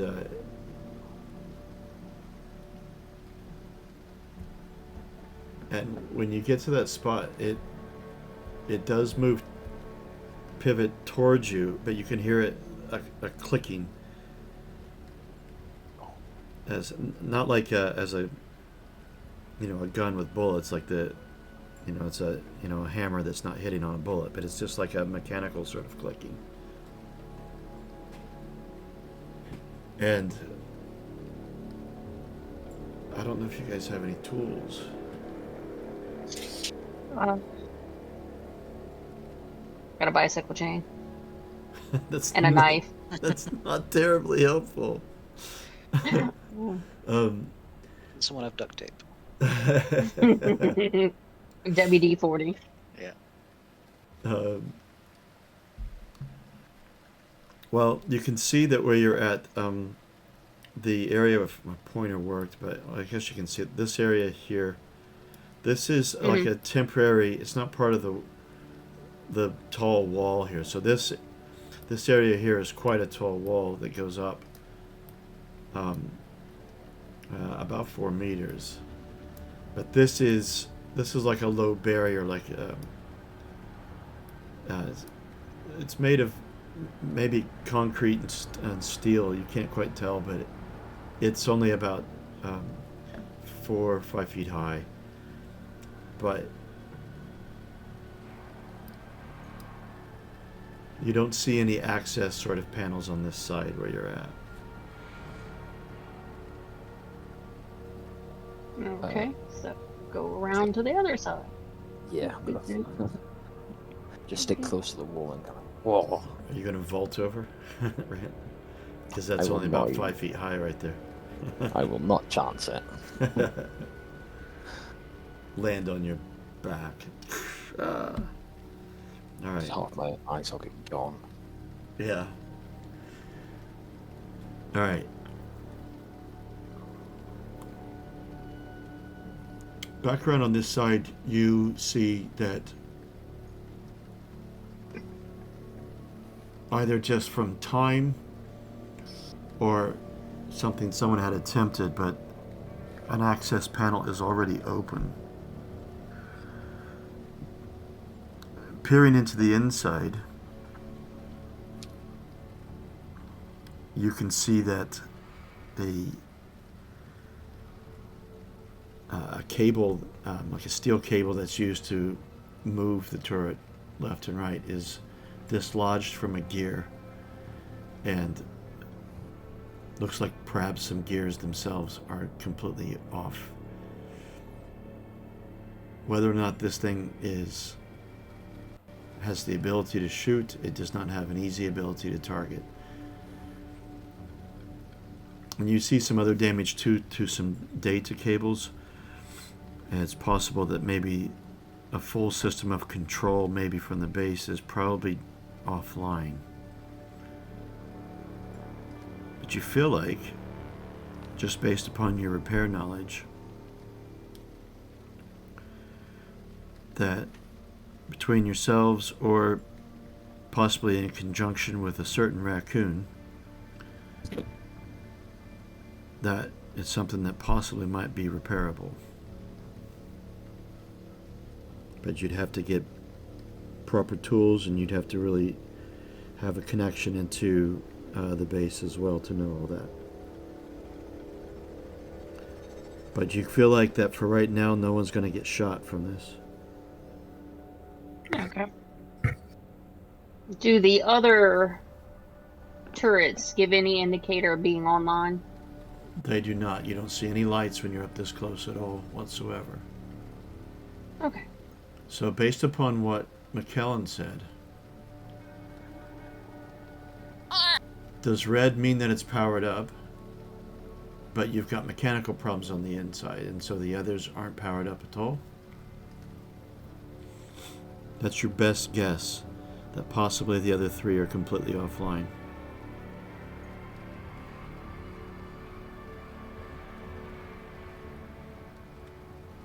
So what do you do? Well, before I send word to the others that they're okay, I think I'm going to approach the one to the left to see if we get any kind of reaction out of it. To know if they should keep further to the right and away from that one or what. Trace lives on the edge. How are you going to approach? Fast? Slow? Cautiously? I'm gonna walk cautiously, kind of slow, and if I see it move, then I'm gonna run away. Alright, I need to see where your token is, so go ahead and move it to the path that you're moving. Just gonna kind of start approaching it from the back, because that's where we found the panel on the one that's active. Yeah.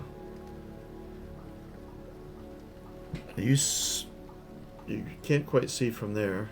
You don't see a panel lying open from that point, but maybe it's open only slightly. You'd have to get closer to know, but... Ran, are you going to stay where you're at? Yeah.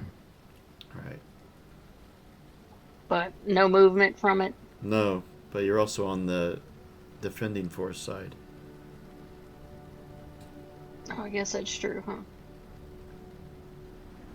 But I'm gonna keep going anyway and look for the panel. Panel is closed and sealed.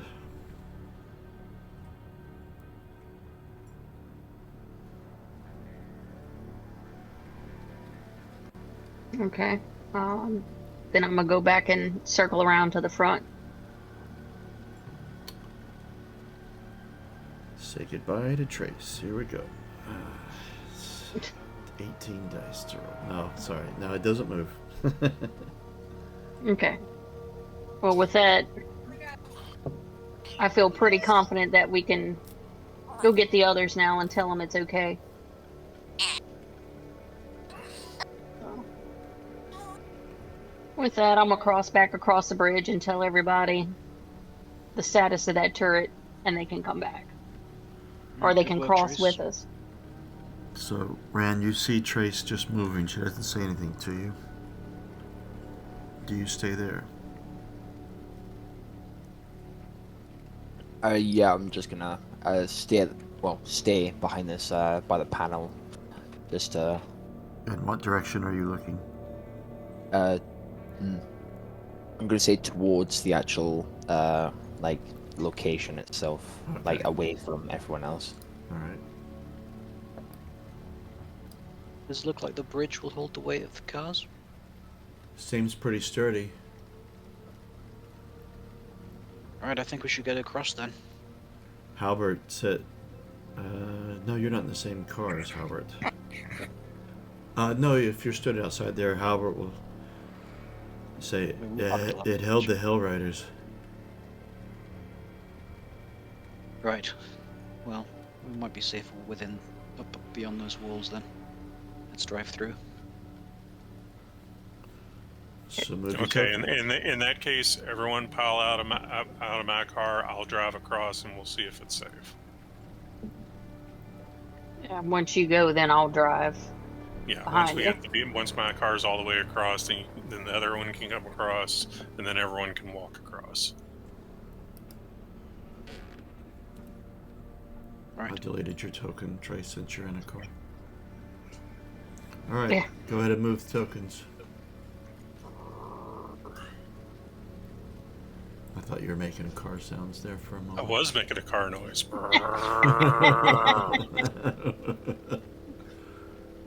Like Hayden Christensen filming the Star Wars movies, just doing my own sound effects. Is it just the drivers in the cars? Yeah. So, the turret does the same thing. It kind of moves towards your direction, but doesn't quite fully lock on, and just stays there jumping back and forth.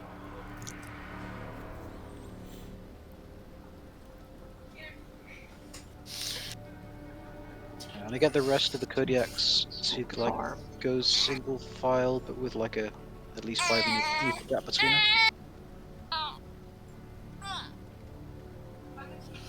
We have a new player joining us. He thinks the party should eat and try to kick their socks off. Really? Yeah. Well, good thing for him. I'm not wearing any socks. I thought it was a chest burster that was playing with us.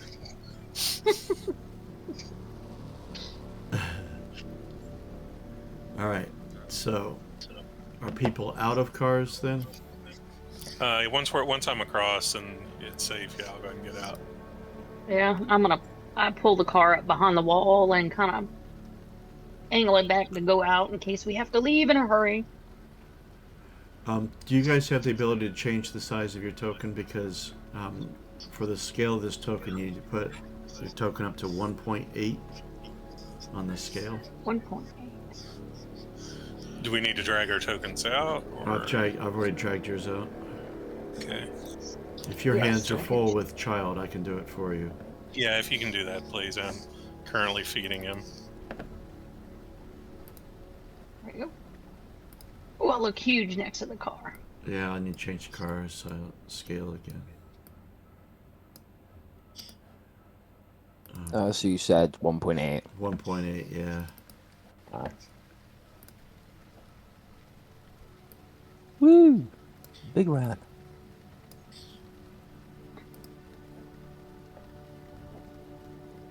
That's a big cow. It's a little bit too big. It doesn't follow by the same thing. Because Orson is quite... Hey, Orson, I'll actually fit in that one. Yeah. That's about right there. And this Yeah. one must be 1.3.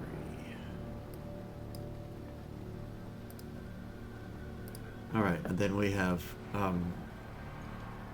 Liz, Algernon, yeah, and Connie and Halbert. Albert. Where's Liz? There she is.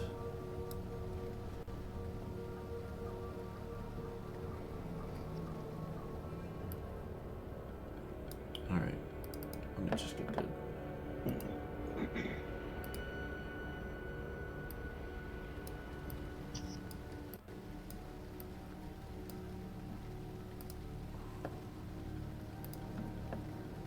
I wish there was a quicker way of doing all this, but this is one add-on module that needs to be made for this. It's just token size. You can just do it really quick. It really takes up a lot Yeah, of time. or to let you save your tokens at a particular size. and have some presets so that when you drag it out, you can say, okay, this is a small one, this is a medium, Yeah. this is a large. Yeah. Exactly. The coding cannot be that difficult. Although I don't know coding, so I can't do it. But Yeah. yeah, it would help if I didn't realize that I got the scale wrong with the map until after it was time to play. But I could have done it differently, but to where it would have just been drag and drop. Other than the cars, the cars would have come out the same size as you guys. All right, so that isn't necessarily where everyone is. Measurement tool. Don't need the measurement tool.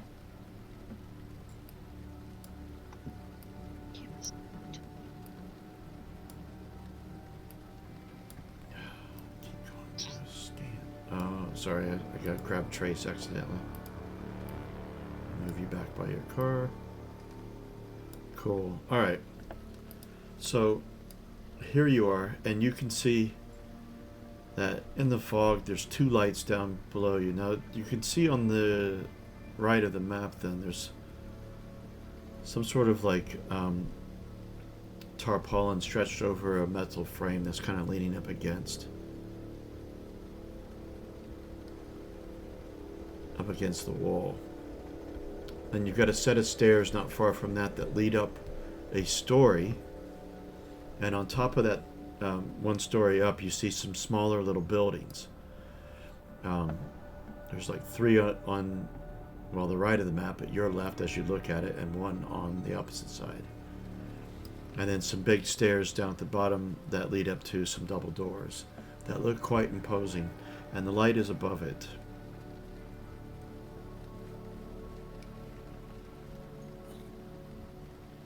Well, we should get up and take a look at those antennae. Have we got any clever way of ascertaining who might be waiting for us in this area? Well, first let's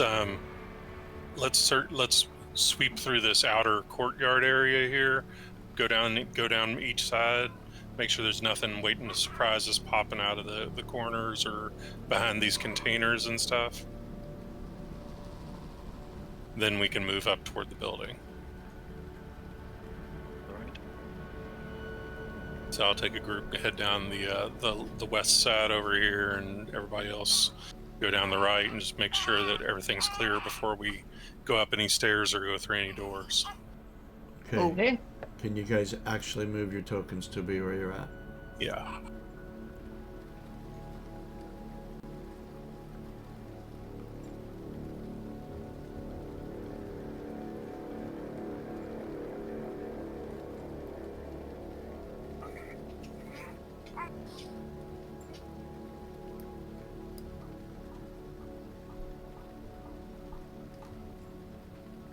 Where are the Kodiaks going?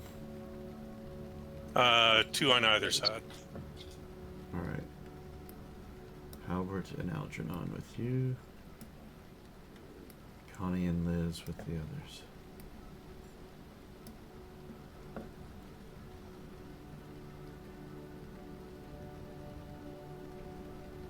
All right. You're seeing lots of debris. Let's see. I'm trying to think what you would recognize.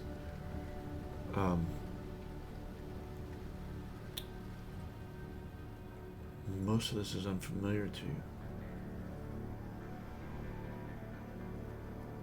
you.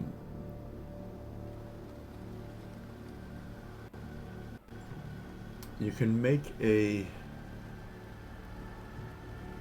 Let's see. Oh, I gotta have my screen. You can do the equivalent skills. Know the zone. Know the zone is what you're looking for. For analyze for the robots, and then know nature for Orson.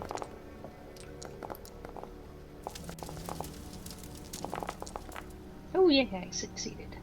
Well then. No, I didn't. Wait, that was weird. Oh, did you push, Callum? No.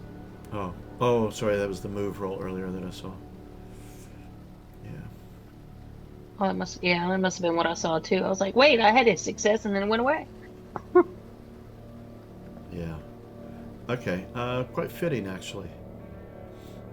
So room and no, McKellen and Ran.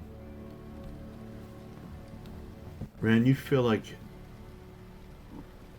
these, and McKellen, you would too. Just you would think that some of the larger pieces here are components for aircraft.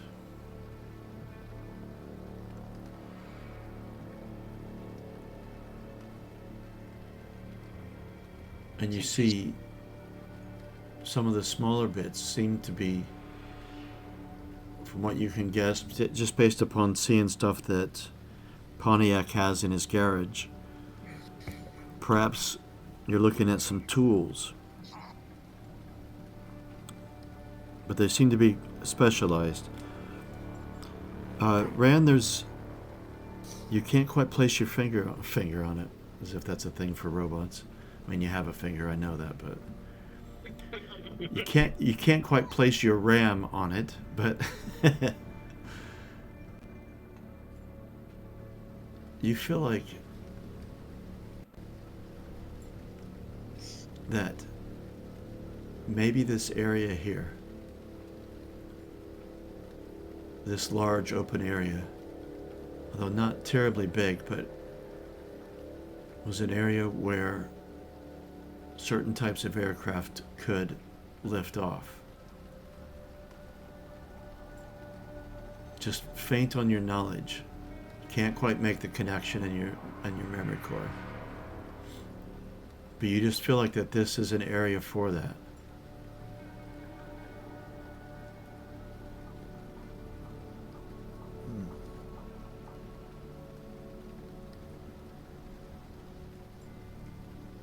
Although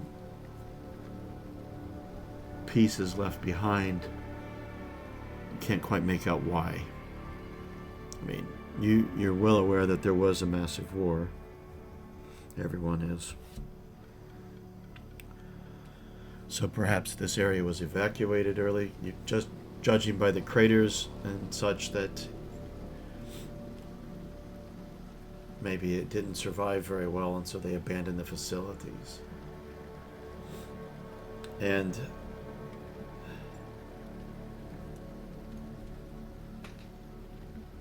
how far up do you guys? So I've seen the east side have come closer up to the building.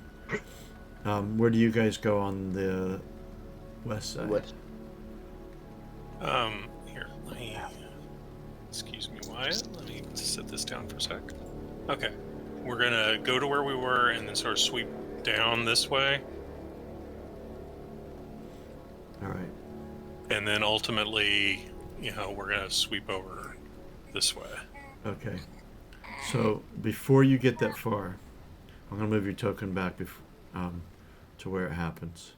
Why is it doing that?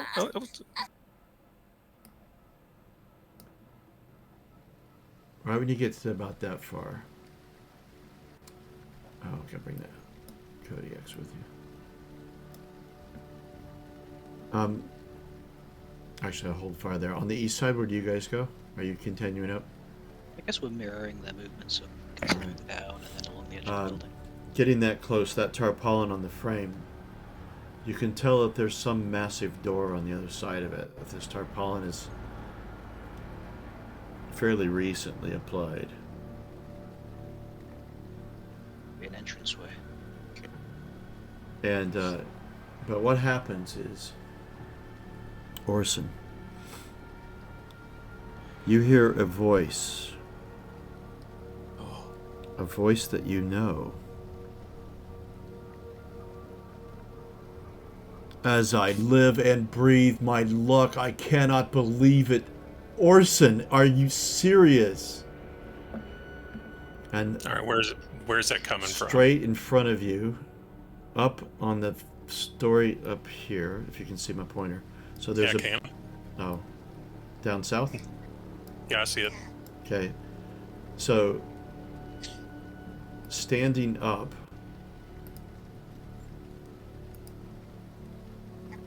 is a Hell Rider that you know And you know him. He goes by the name of Crude Tar.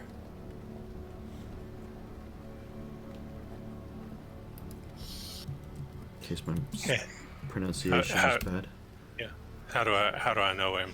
You know him as some of those that moved you and Chevalier around from cage to cage. You know him as not a lowly grunt, but somebody somewhat significant, not necessarily the right-hand man, but within the organization.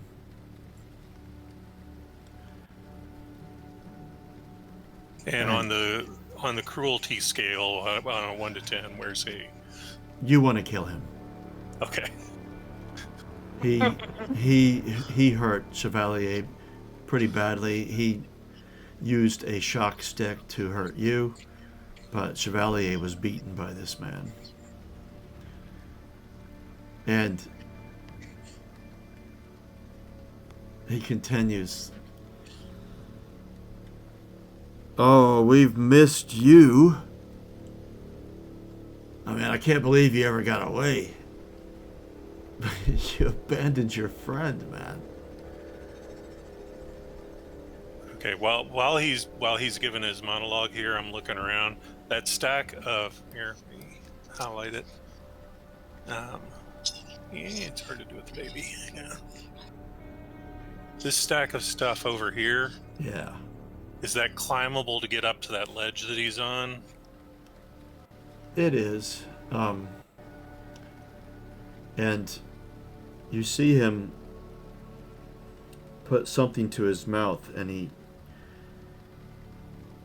blows into it. It makes this shrill whistle. And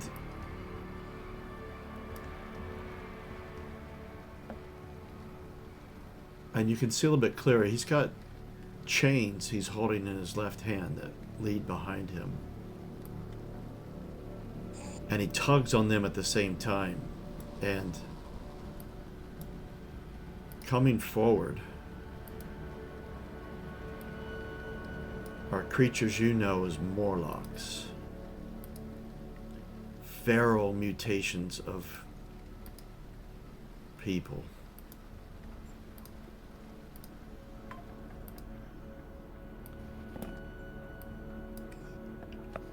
And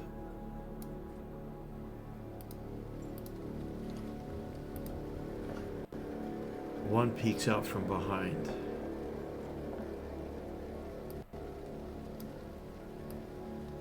And sorry, it takes a while to move things. Two are above this other door. Oh shit.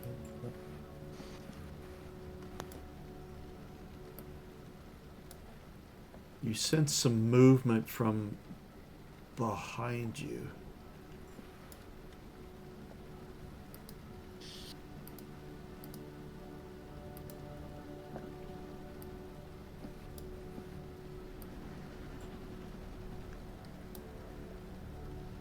And come on.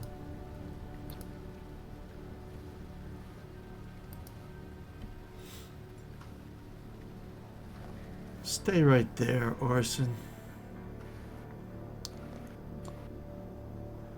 I'm gonna have you for my prize. And then I can win favor.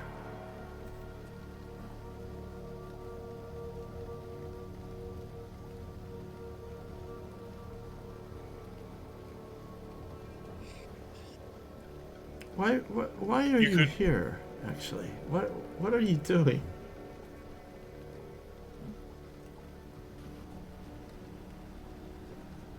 I don't answer to you anymore. And you couldn't win against me if you ever tried. My friends and I beg to differ. Forgot to make these visible in the back. Sorry. It's getting scarier.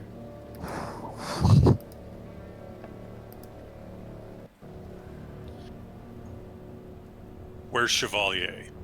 Tell me, and I'll let you walk out of here. You're bargaining with me. Oh my! No, Oh I'm ordering you. Oh, Orson, I missed you. I missed you so much. Chevalier's fine. Well, last I saw him anyway. Entertaining the masses. Although he's not quite in the best of shape these days. I'm sure he misses you dearly and wonder why his friend just left him. But it's good. You're gonna be back with him. And that reunion will be fantastic. All right, I give everyone a look over my shoulder and just, you can tell I'm gripping my weapon tightly and stuff. Like, just get ready. Like, this is happening. All right. Brand, do you even know Orson's background? What's going on here? I'm just following this big bear that's got a big weapon at the moment. Yeah. I know nothing about it. All right. All right, so I just look over my shoulder at everyone. The one that's been talking, he has answers I want. The others can all die. And at that point, I just charge that stack of crates and rubble and stuff over there to try to get up to him. Okay. Now. Woo! Question to put forth the party here. We have 30 minutes left in our gaming session today. Do we freeze this scene here and I go back and tie up a few things in the runway and then we do our experience and then we pick up from where we left off, or do we get a combat tracker going anyway and I've got the time to go for it. I don't know about everybody else. Yeah, I want to go for it. Let's get this some combat. Unicorn, are you okay to sit quiet for, or not quiet, but to be on the side for a while? I am perfectly content with that. You could give him one of the Kodiaks to run. Oh, would you like that? Yeah, that's actually a really good idea. All right, take your pick. Connie's a badass. Halbert's a clairvoyant, so not quite terribly battle hardy. Algernon is not the most battle hardy, but still he's. And then Liz is reptilian, so she's got some cool stuff. But she's mostly knives. Connie's got ranged weapons. And a katana. She has a crossbow and a katana. And then some cool insectoid mutations. If you want personality traits to go back, Connie is daring and curious. Halbert is adventurous and generous. Algernon is honest and athletic. And Liz is a bit vain and likes jewelry.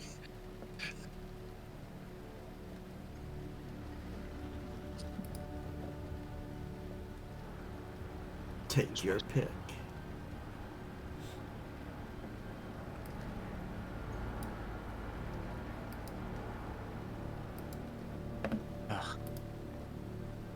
Do you have a choice? I can't. Oh, sorry.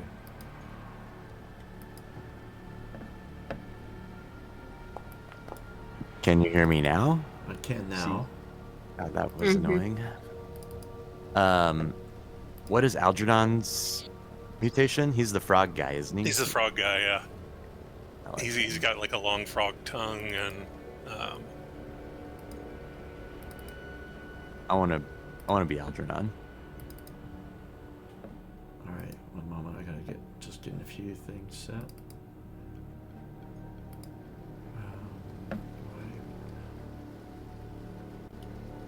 Clairvoyance is truly useless in combat situations.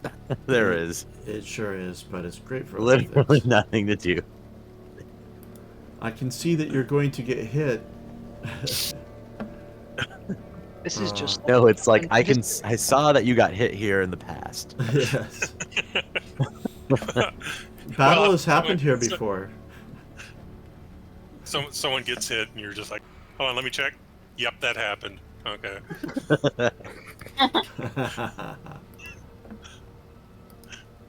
Alright, gotta add him to the Oh, I can do tracker. a paralyzing poison through my skin. That's cool. Nice. All right, let's move on. for the frog. Let me give you access. Let's see, I want to make sure I have everybody in the tracker. Let's see.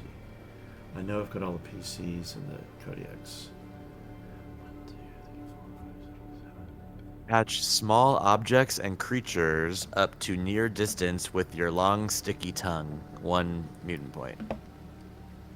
Just gonna bear it back quickly whilst you get set up. Weird. Ah, damn it. Right, I'm gonna... Hold on, I'm gonna begin and end combat because I lost count of which ones were in there. Nope. Oh, come on.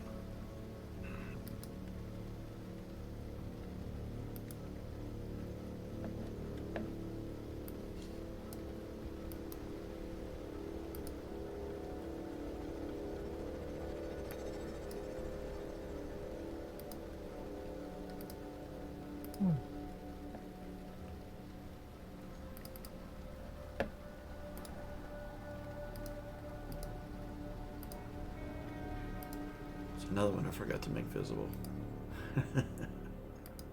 I'm mean. Alright.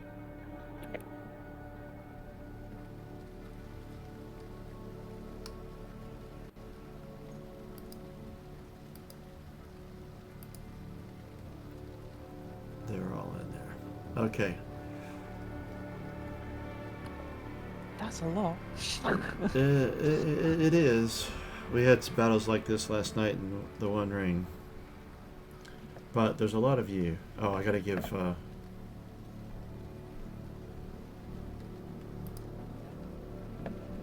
access to Unicorn.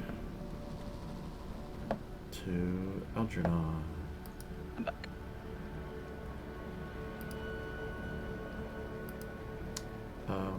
You're now rolling. the owner of Algernon.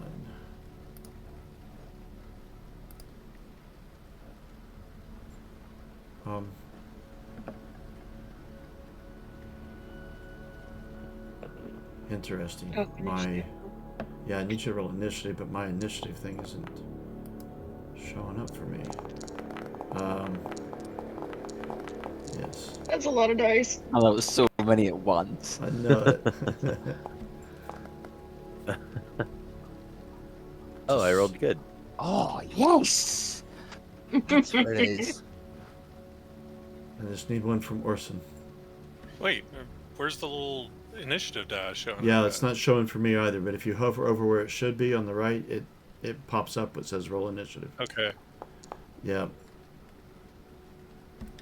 Foundry has been really weird lately. Past month. Oh, McKellen. Oh my god. I got excited when I rolled a 1. I was like, yeah, I'm first. And then all the higher numbers started appearing in front of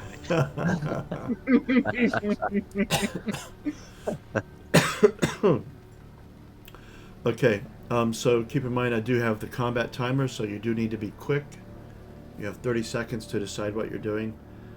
Keep this thing moving fast. Just to remind you, forget the screen. Actions and maneuvers, so you have an action and a maneuver, and so you can change your movement. You can move your range 1 step, so the range they do here is, you can see this under actions and maneuvers on the screen tab.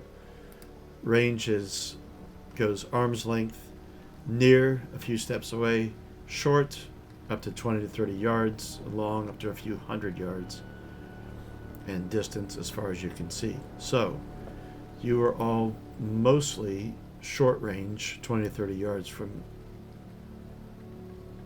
your combatants. The ones in the back maybe are just barely in the long range. Um, Also, can I make a We have to. can I make a note of about what we know about the capabilities of Morlocks? you can all do that. If you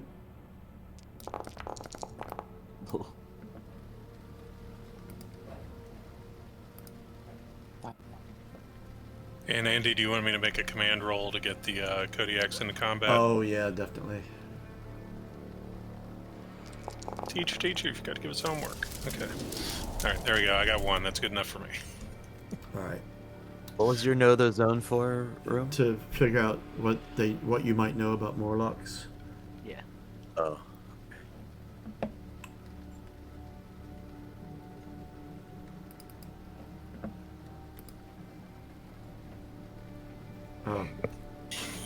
You see that they're armed with spears,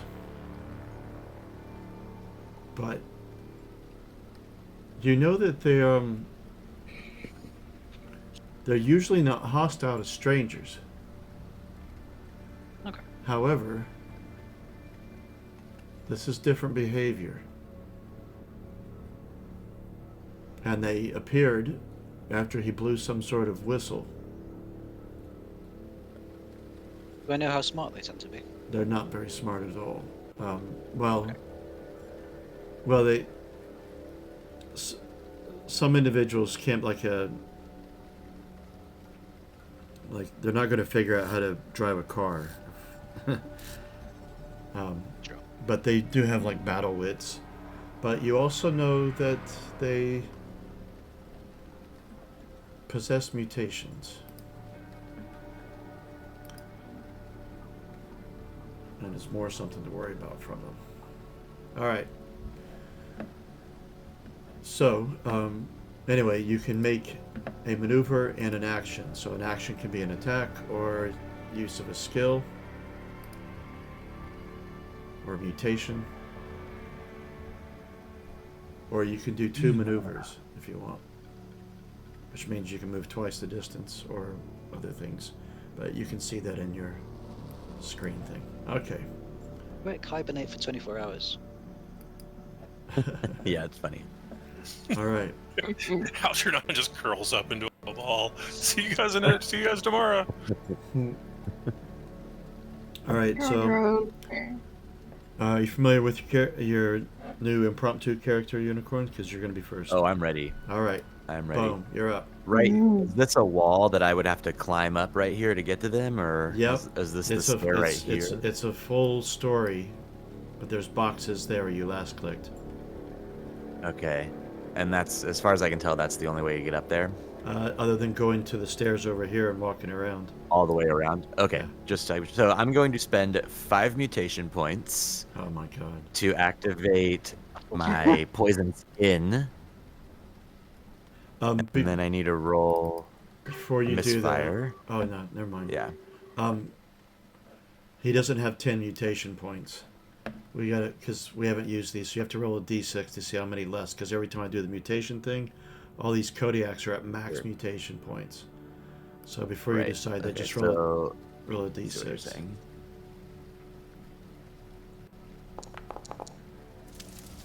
Nice. Only a 1. Okay, so he's got 1 less than what you reduced him to. So he's got 4 left. Okie dokie. So everyone around Algernon just sees his skin suddenly starts getting kind of sticky and glistening, and it's like almost looks like he's sweating profusely. And then he just like runs up to this guy over here, just like takes off, hobbling, like his tongue flying out in the air behind him. Nice. Remember the misfire. And he basically just gets right up next to him, and then his turn ends. All right. Remember to roll misfire. Yeah, you got to roll a d6 to see if you have a misfire. Which Ooh, shouldn't I've have to rolled tell 5d6. shouldn't have to tell actually. you that. And I thought of it, and then you had me do the other one. I forgot. Oh my And there god. it is. Let's see what happens. Oh, interesting. Okay, that's fine. I only need it for this combat, anyways. All right. So you're joining the point of confusion. If Algernon had gotten a new mutation, I would have been so pissed. You've been trying this whole time. Sorry. Were you doing the confusion? Yeah, so I spent 5 points, which means anyone who comes into physical contact with me takes 5 points of confusion damage, Got it. All right. which is kind of just an automatic break if they hit me. Yep. That's kind of broken. It's kind of OP, actually. There's so many of the powers are. It's kind of great. Yeah, but then again, they use your mutation point, so you can only do it a little bit. So you're not touching him. You're just going to. It's like, hi, hit me. Go ahead. Yeah. All Yeah. right. Give me a hug. It's just, buddy. Okay. Yes. Then. God, they're so small. I can't see who's got the hover on them. Oh, he's up there. I don't know why I couldn't see that.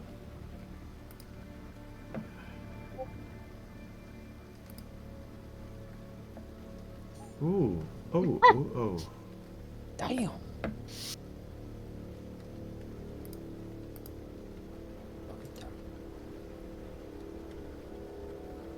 All right.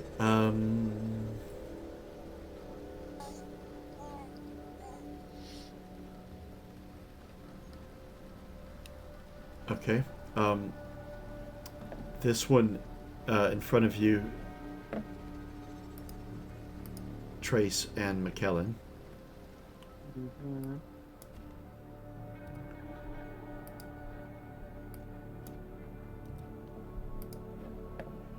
Pops up, leans towards you, and just opens its mouth and lets out this piercing screech.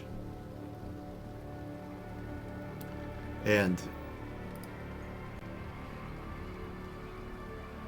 it hurts. And you need to subtract, not Trace, sorry. I was about to say maybe McKellen, but not. It wouldn't have affected Not sure that would you. necessarily bother me. Sorry, it wouldn't have affected you. It's just McKellen. You suffer 1 point of fatigue, so your agility goes down 1. God, I've only got one agility somewhere. You only have 1 agility total? I'm broken, yeah. Oh no. That's... Oh, I knew I should have made that backpack to carry you around in. Yeah. I was broken by agility. You have to sleep. Yeah, but am I immobile? You're but still physically conscious? exhausted, is what it means. Cool. So I can't move, but am I still conscious? Yeah, you're still conscious. So you can still do mental powers. Alright. Now we go to Ran. So I just topple backwards. Awesome. I'm going to whip out the shoulder cannon. I say the shoulder cannon. I'm just going to call it shoulder cannon. My energy pulse. And I am going to... So the ones up by Orson's old acquaintance, I take it there in like Clearview, Fly. Oh yeah. Would I be able to hit the one far left closest to what's his name? Algernon. I probably butchered that. Yeah, that's in your short range. Yeah. And I'm just gonna hit him for 2 energy points. Okay. And the damage for that, I forget. Is that It one damage for 1 point per energy point? Yeah. And, oh dear. Ooh. Oh dear. Yeah. Oh no. What have I done? You haven't done anything but disrupt my plans. Oh no. It Anyway. blasts and goes, still on the measurement tool, and falls back. Nice. One does try. You have a maneuver that you can do. That's your action. I'm going to start moving towards that big group in front. Okay, go ahead and move. Let's see You how can far I can actually. you can get all the way to the base of that wall. Yeah. Good above there. All right. Gives me a little bit of coverage as well. A Morlock who I can't find. Oh, there he is. All right. Going to run up. And oh.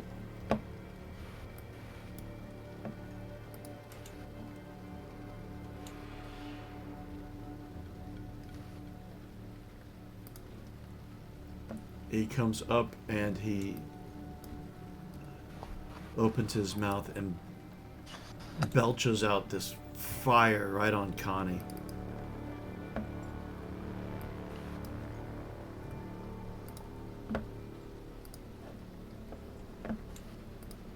And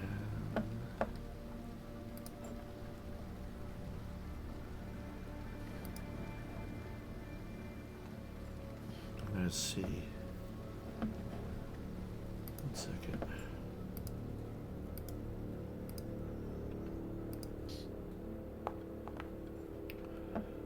And she does not catch fire. It looks like somebody can use a heal skill to get McKellen back up also. Oh, am I wrong?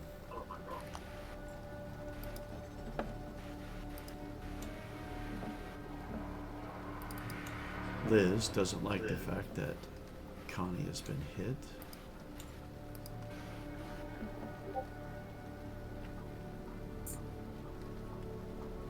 Damn.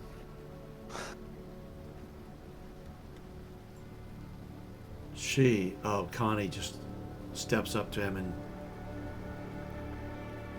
you know what she's doing. Her eyes can entrance because she's a reptilian. And oh yeah, I've got to see how much mutation points she actually has.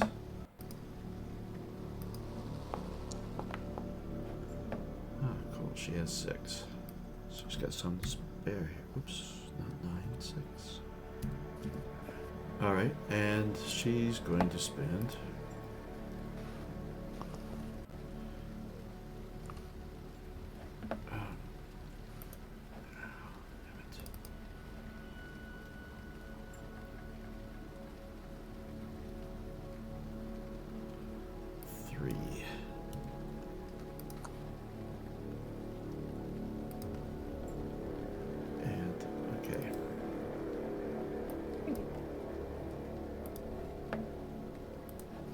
And so this Morlock just sort of stops for a second and just looks at her. And this map is so big, I have to have time to find out. Oh, there it is. Oh, the one that's going to attack Algernon does. Because he's up so close. Yes. Do it. Lick him. Yeah. Like the Yeah. Lick him. Lick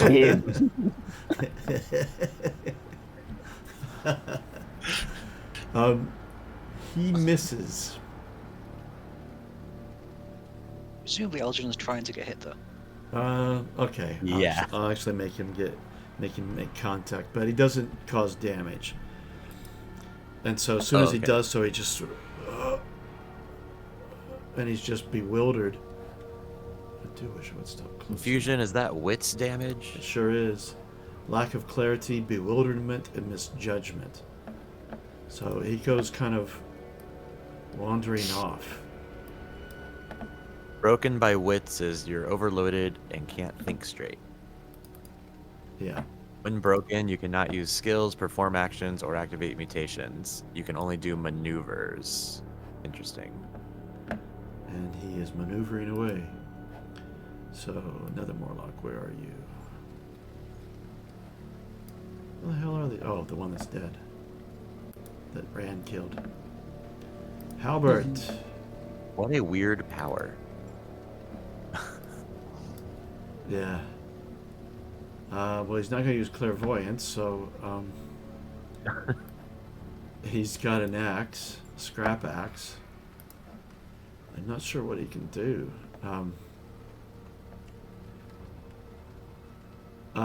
He would help Algernon. He's going to run up and chop this one. That's kind of bewildered. Doesn't quite realize what's going on. So I'll give him a bonus because this one isn't really doing much to defend himself.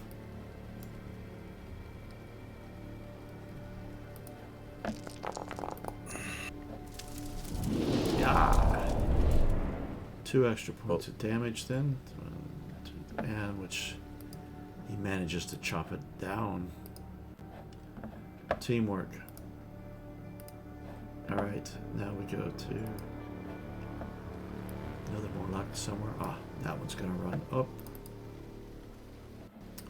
Ah, yes. Are the Morlocks holding weapons? They have spears, but so far they've used mutations. Okay. Well, Algernon only has a bicycle chain, so I might try to take the spear off that one that just got killed. Oh, of course. Right.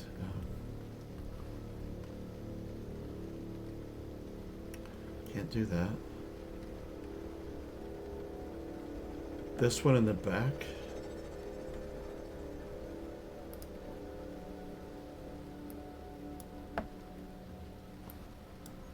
Just leaps and just makes this. Let's see, what's the distance?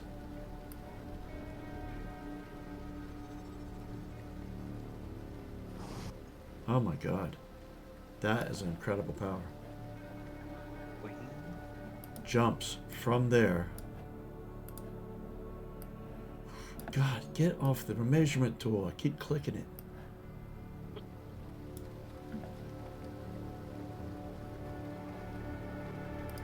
All the way up.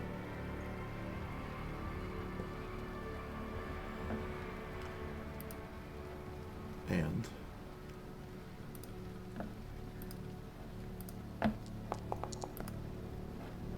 somehow misses you even though you're lying on the ground. Alright. So roll away desperately. Yes. This more like up on the top.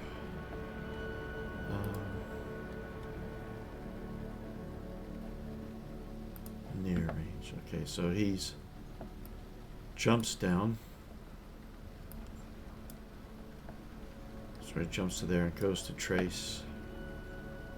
And opens his mouth and belches forth this fire. Like a one-story jump. Yeah, see. Use the tarp like a trampoline. Yeah, cool slide. And you can roll your armor. Okay. Armor, there it is. Oh. 2 points of damage, so you need to roll to see what is damaged. And processor. All right. Down to 1. Next up is Orson. Okay, I'm going to try to go up that stack of stuff and get up onto that platform. You can definitely make the maneuver, so you can be right Okay. up on top of the platform. All right. So And then you have an action. I do still have an action. Mm-hmm. It looks like there is a Morlock between me and There the is. dude, so I'm going to swat it. All right.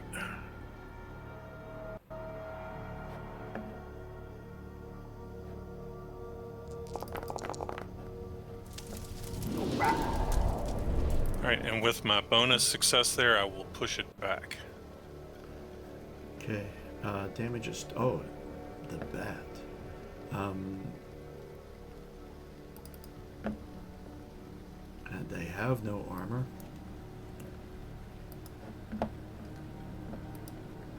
And you have knocked its head at a weird angle. And it's Connie's turn. And God, tough decisions. If McKellen's broken, She's she's got- the only one who's close enough to heal him. Yeah, but there's this Morlock standing over the top of him. She has a katana. Oh, that's true. Cut his head off. She uses katana. It's the What? first time you've actually used it. I think so. And why is it showing that she's only got a single point? Oh.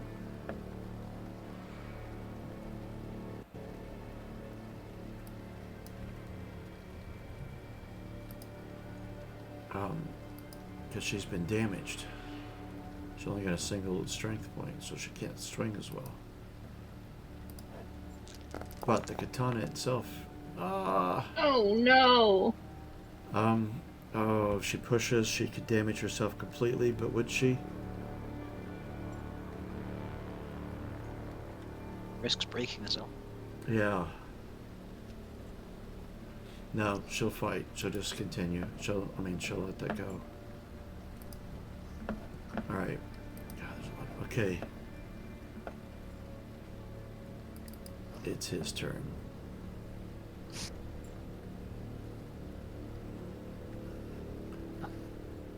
You guys got the initiative on him, because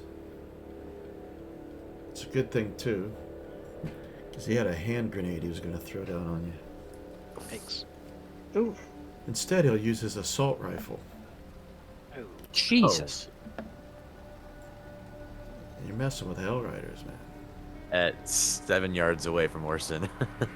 Yeah, I'm going to give him a negative. Don't worry. Either Oh. way, that's like... Orson's a big target, though. He's It is.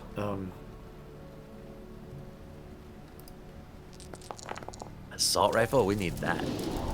Oh no. It's an armor roll. Orson. Okay. Throw up your shield. He got his armor all fixed up. Yep. So first I do the shield.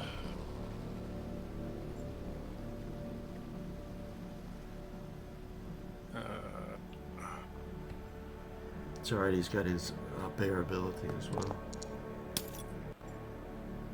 That means that, Of course. yeah, Loses a point, right? yeah, it loses Okay. a point, Okay. and then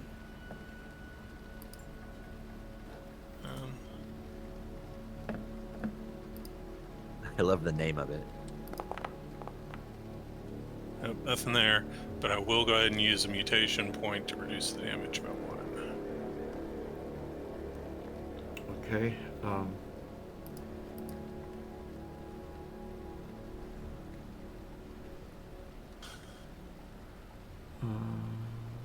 Let's see. He's going to.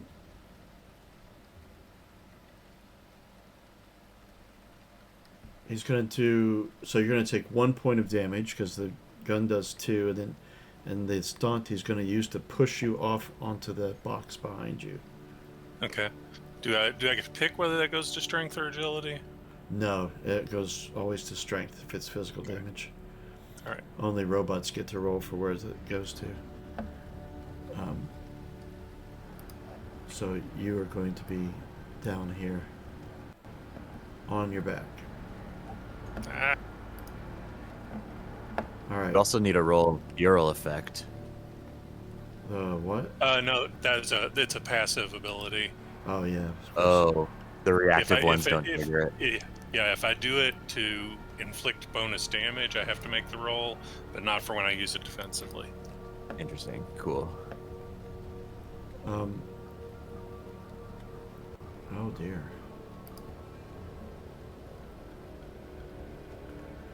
Dude, rolling a 1 on a feral effect, though, go berserk. That would be terrifying for Orson. Oh my God, wouldn't it? To see that. Effect lasts for 1d6 hours or until you're broken. This Morlock runs up and hovers over you, Orson, and lets out this high-pitched screech. And you suffer 2 points of agility. Oh, No. Damn. It's Armor payback doesn't do anything time. for that. You guys. Armor doesn't do anything for that last time. Nope. It's all sound. It's a mutation, Alright. so there's no defense. There's like defense like from the fire breather because it's a physical thing. But I mean, if you had shooter's Can I- muffs. Could I use huge on that? Let's see. When suffering damage from an external attack.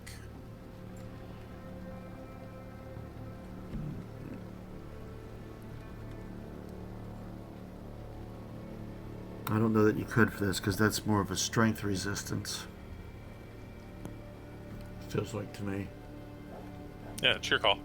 If you 2 points of agility is gonna knock me down to 0, though. Is it? Yeah, I've only got an agility 2. Uh-oh. Wow, Morlocks are like built to kill us. Holy shit. Well, they don't all have the same ability.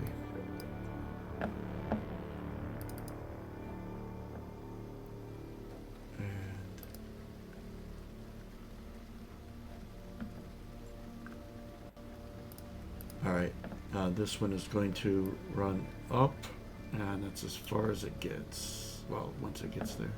And Trace, it is now your turn. Okay, well, I'm gonna pull out my shotgun and attack this one that's standing over him. Alright. Ah, there we go. Yeah. Got a stunt there. I'm gonna push him back. Okay. Does damage of 3. Oh, this is interesting. So he goes flying back in a bowl of blood. I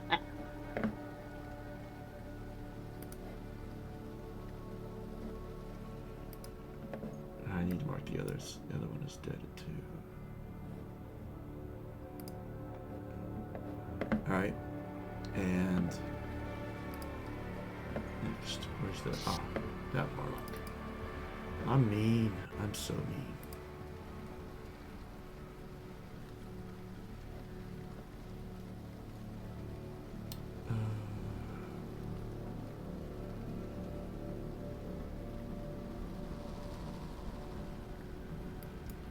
Okay. He is.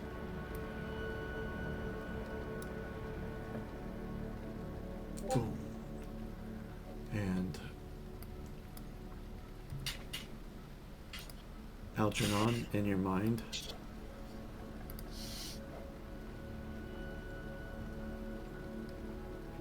you've got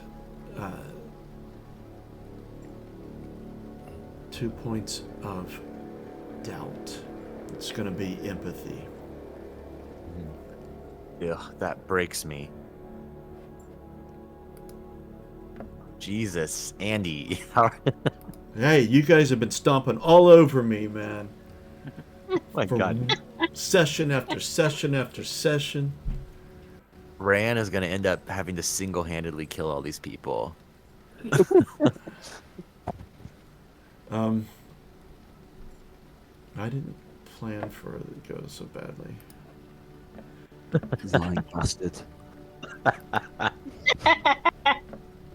We enjoy our new life as slaves. Yes. All right. We'd be happy to know that this one in the back can't get close enough to do anything. Can only get to there. And the next one, well, the next one is, that one's dead. So it's McKellen. So we only get a maneuver. So I think I'm just going to crawl my way between these 3 warriors. All right. And you lose all action, so you can't do a skill at all. Yeah, I thought the different brokens were different, but looking at the page, I can only do 1 maneuver. Okay. All right. Top of the round, it's Algernon. You can't do anything? I will use my maneuver to pick up the spear off of the dead Warlock near me, All right. and that's my turn. Okay. Well, and I say to Halbert, please heal me. Okay. I feel so broken. And Albert can find out why. This one, It's clairvoyance uselessness. yeah, he goes to touch you, and oh no, no, it's affecting him now. He's all confused. Oh All right. no, that will happen if it touches me. He will know what Algernon can do. All right. This one jumps down and... Ooh, he's mean. Looks at Connie and lets out this high-pitched screech.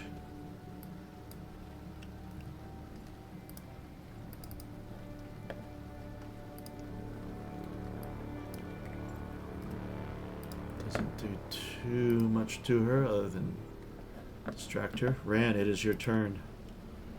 Awesome. So this one above me, the Mr. Man there. Well, Morlock. yeah, the Morlock. How high is this thing in front of me? Like, It's a story. bloody hell. But there's a box right there that Orson is on, so it's like half the height, so you can climb and leap. Okay. Can I jump on that box of Orson? Yeah. And then that one that is directly to his, well,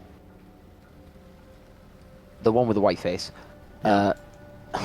I am going that to one is go- actually focused on Algernon. The one that's straight below you is leaning over Orson. Okay. I'm gonna whip out my vibro knife and I'm just gonna try and stab it. So you're standing on the box, you're actually attacking its lower half. Yeah. All right.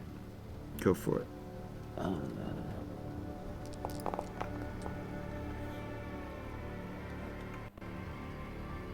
So, how do you how do you kill it?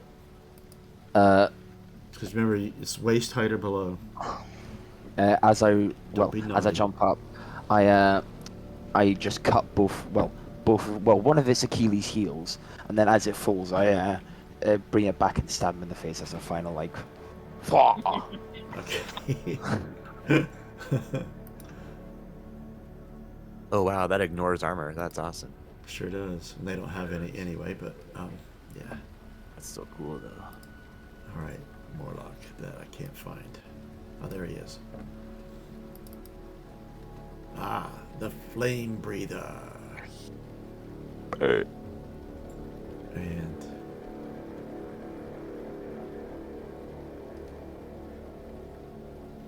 he looks at Liz.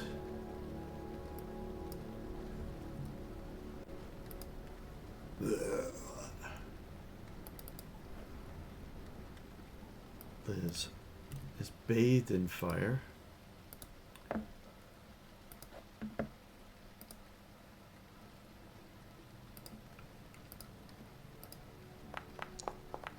Oh dear.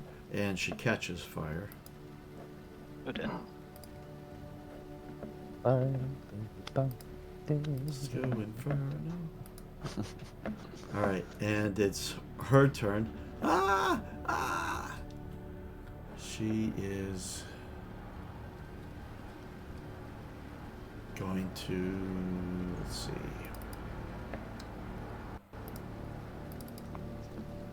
Ah, come on. Clicking, do things.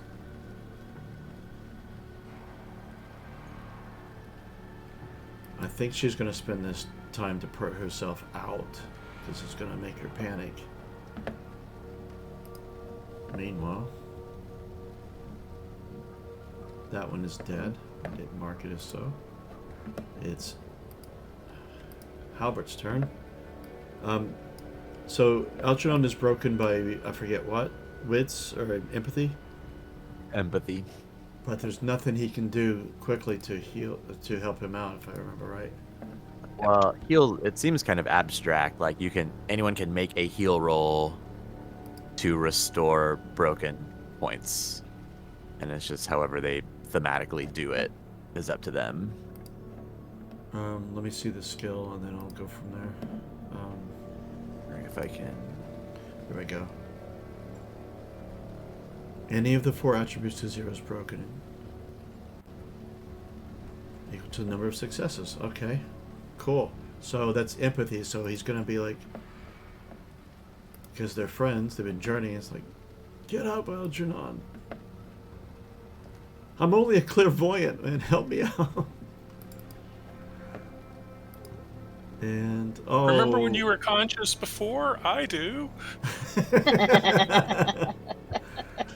This is a long shot. He has no skill in heal. And it's based on empathy, and he only has 2.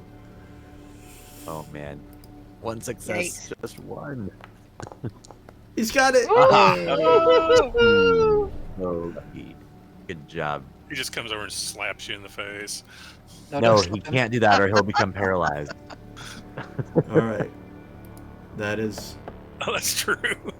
Yeah, don't touch me. That Just is. encourage me. He's just carefully leaning over you and not touching you. Like, look, I would lift you up, but you're really gross. Poke Alright. him with a stick. All right.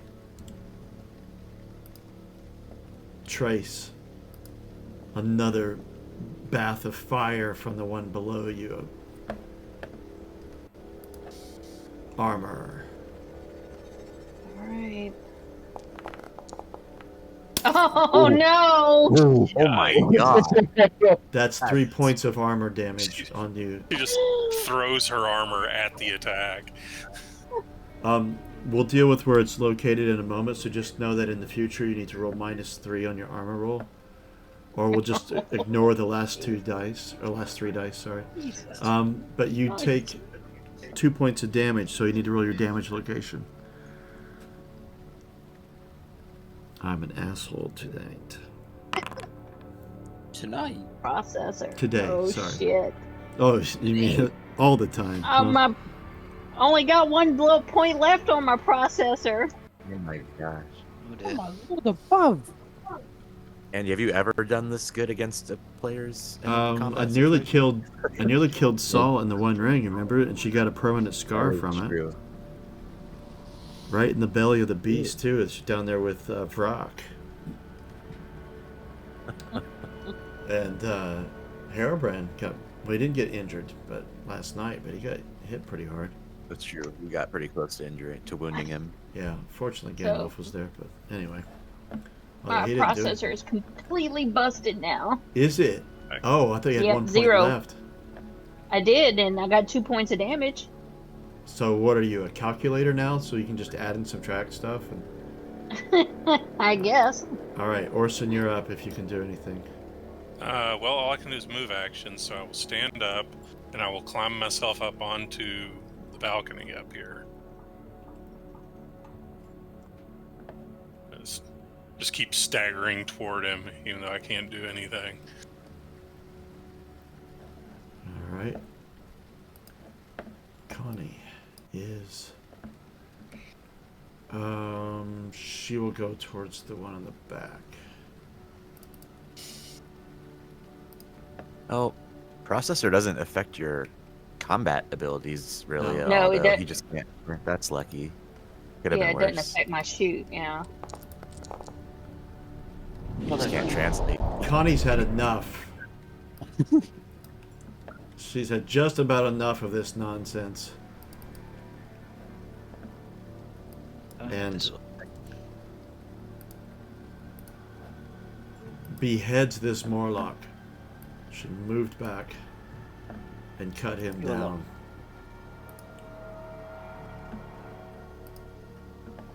And that is her action. And guess whose turn it is? Oh man. Gun is pointed at you, Orson. Okay. Orson, I want to see you kneel. Kneel before me, and I let you live.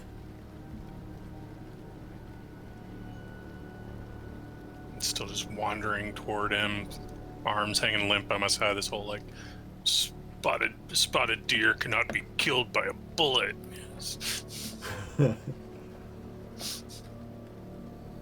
foolish, foolish, foolish bear. Yeah. No, I'm not talking or anything. I'm just barely able to think, but all I can think of is continuing to move toward him. Oh my god. Oh, You have. Oh, I'm going to interpret that you lucky have guy. shocked him, actually. And it threw his aim off. Alright. That Morlock's dead. This one is. Where the hell are you? Oh, it's right there. Ooh, doesn't like the fact that just cut his buddy down. And he's actually going to go for a spear thrust.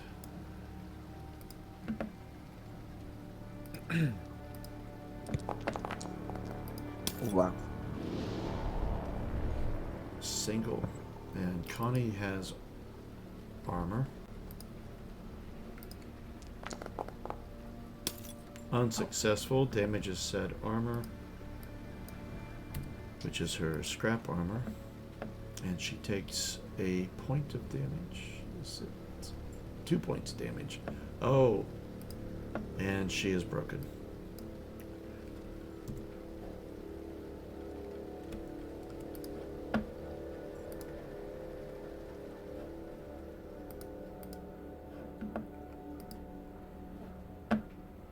Good. And it is now Trace. I'm gonna go for this guy that was breathing fire on me. Thankfully, I can still use my shotgun. And it Also, failed. Oh my Damn. god. Push. Are you gonna push? I might as well push it.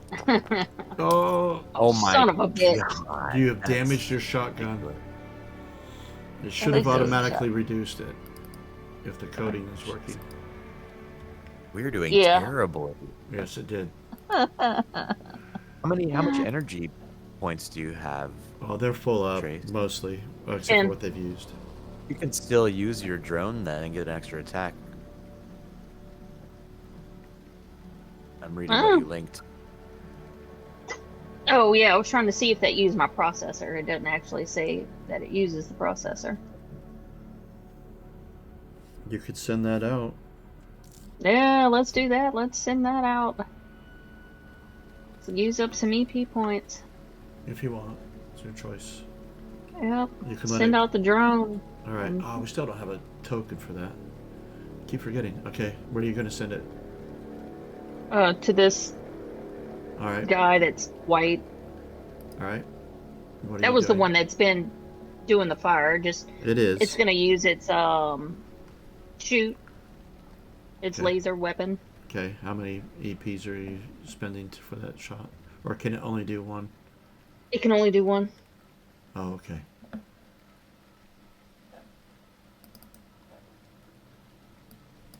You have damaged it. Is it- has no Does it armor. use your shoot skill? No, No, it's just automatic. Isn't it automatic? I thought it was because Yeah. it's like mutations, you don't roll to hit.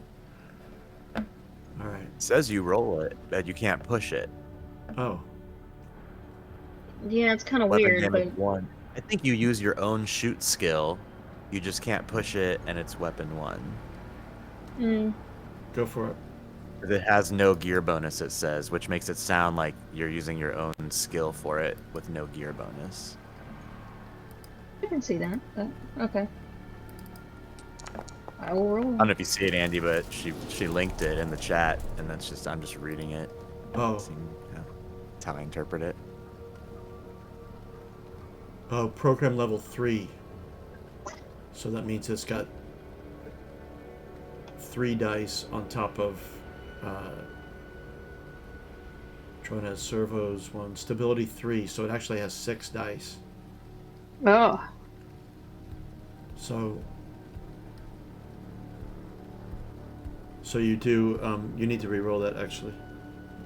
Okay, reroll. I will give you that one success regardless, but so roll, just do the ad hoc roller and do 3 skill dice and 3 ability dice. Or Okay. attribute dice, I think. Program level is like their base. 3 base, 3 level. skill. Yeah, that's their. Yeah, 3 base, 3 skill. Yeah, program level's like a skill. Okay, same result. Still. Okay. I don't know why it says damage of 2, because it only has a damage of 1, but. Is that right? Am I reading it? Damage of 1, yes. Yeah, damage So, 1. okay. All right, we know now. Cool. All right. That's cool still.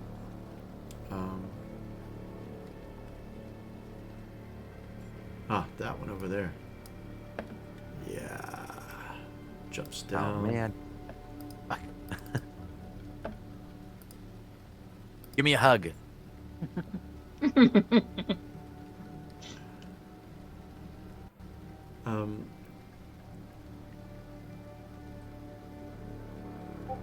Yeah, he's already dropped you down, so I'm gonna actually have him try that. Not to hug you, but.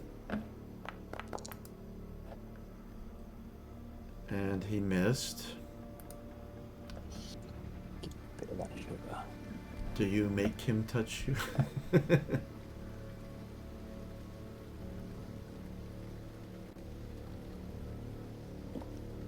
Yes? No? Unicorn? Can't hear you if you're talking. Oh, sorry. I see it as kind of a trade-off. Like, if they miss, they don't touch me, but if they hit, I take damage and paralyze them, kind of thing. Yeah. Oh, yeah, of course.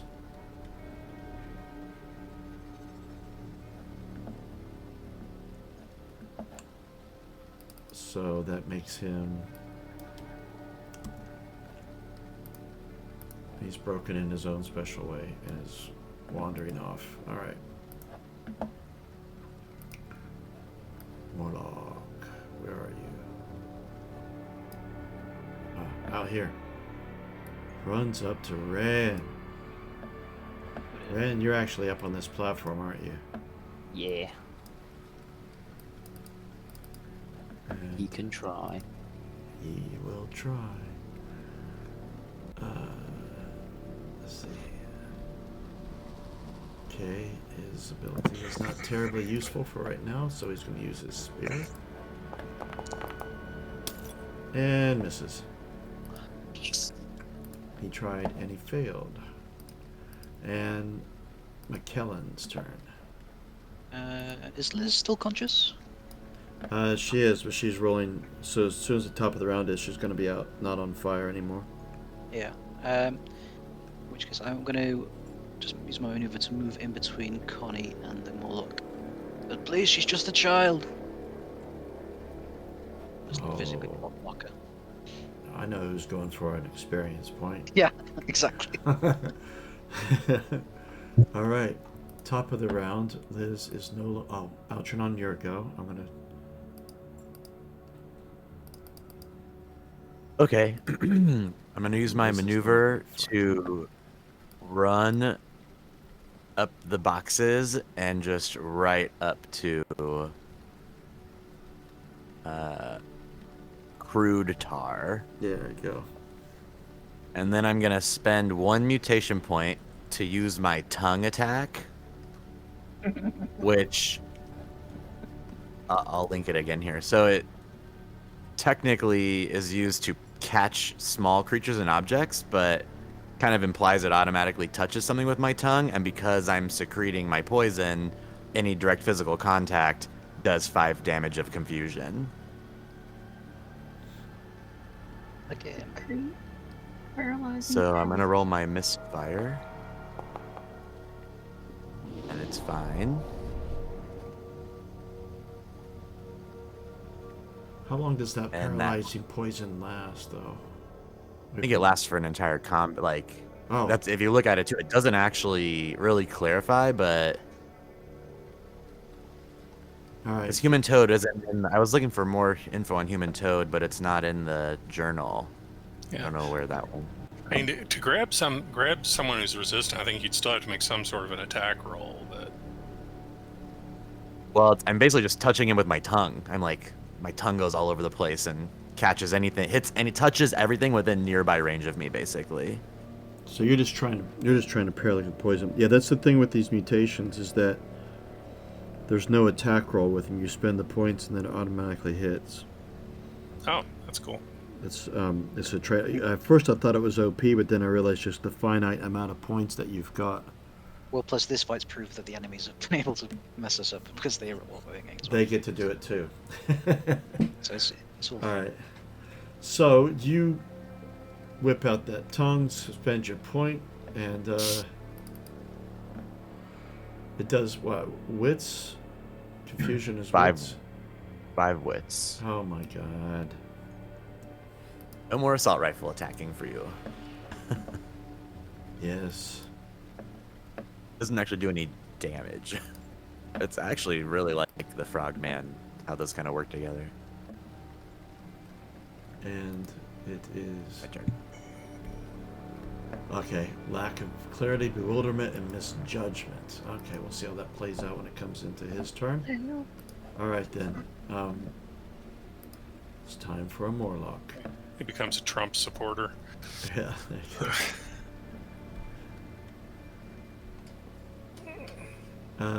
Let's see. Aha.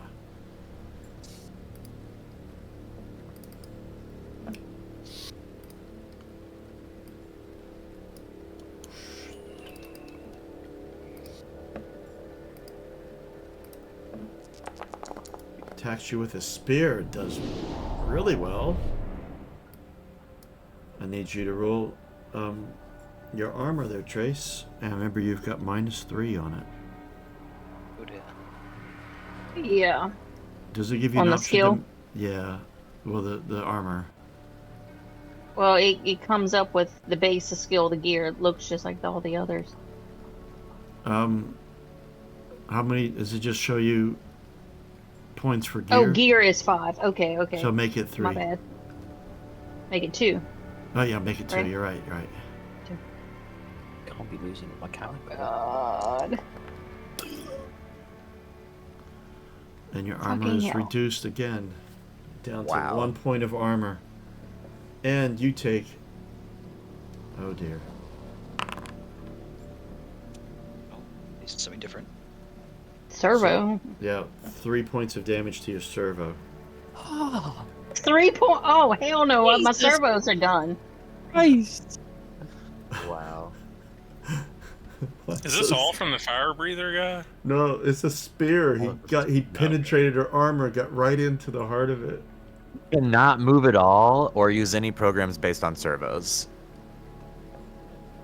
Oh my god. Jesus Christ, Andy! You're not dead. Oh, bastard. At least my Fuck drone you. still works. Yeah, thank God for your drone. All right. Well, you Rand, can still you're attack up. that guy technically still too. You just Uh, can't move. I I can't shut move, it. so all I can do is use my servo. You've got shut-in syndrome. I'm going to drop down towards this Morlock the Destroyer, Morlock the Destroyer. and I am going to stab him with my vibro knife as well. Be a fewer lock in a second. Jesus Christ. Yeah, Jesus. That's good. What do you want to do with your Wow. stunts? You got 2 of them. Ooh, very nice, very nice, very nice, very nice. Increase your initiative by 2? That's huge. Whoa. Well, I have 2, so I might as well. I'm going to inflict 1 more point of damage and increase my initiative by 2. Okay. You can always do that with a stunt? Yep. Combat stunt? That's Yep. awesome. Looks like it. That's that's a lot. That's like, hey, I'm gonna go before 5 people next time. That happened in last combat, I think. Okay. Do you want to describe this death? Well, as I'm jumping down, I kind of just slice down his face, tearing it open as it falls. In half. Okay. Now, you also have a maneuver. I'm going to start running towards, Trace and that type of stuff. Let me just see how far I can actually go.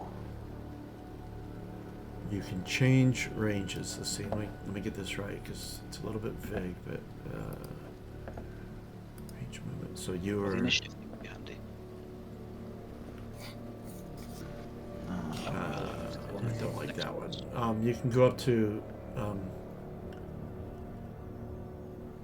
Wow, it's a little bit vague here, but I'll let you go 30 yards. Yeah. And then, oh, thank you, bro. I got to change this initiative. Which puts you at the top of the round. Through. All right, now this count as if you're going still. I can get to about here, roughly. All right, Liz is now back in action. Doesn't like the fact that she was set on fire. And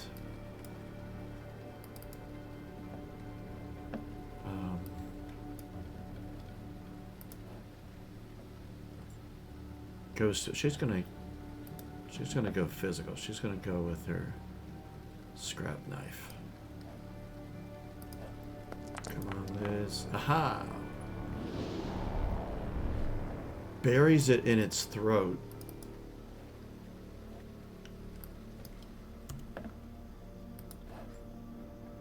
And it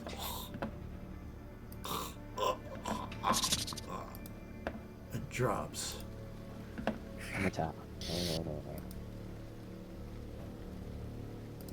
Dead. Alright, and that puts us on Halbert, who is going to do his signature move and finish off what Algernon started.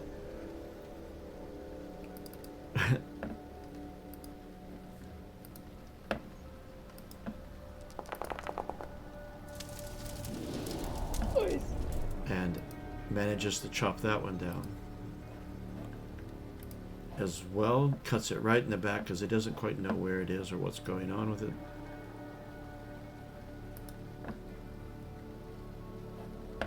That's the one there. Cool. And brings us up to this Morlock, who you'd be happy to know is out of mutation points. Sees that you're down.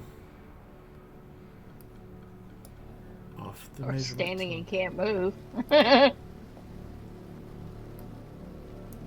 Leaps over and goes to use its scrap spear on Liz and fails. Did you have leg modules, Saul? What are your modules again? Orson, you're up. That's Okay. out. So I think I've been playing it wrong. When I'm out of agility, what can I do? I think all I can do is sit down, right? Agility means you're physically exhausted. Hold on, let me open that up. And, It's technically any maneuver. Yeah, any So type of rope means you can just do a maneuver. I can only maneuver, or I can't maneuver. Like, I'm You looking can it up. maneuver. Hold on.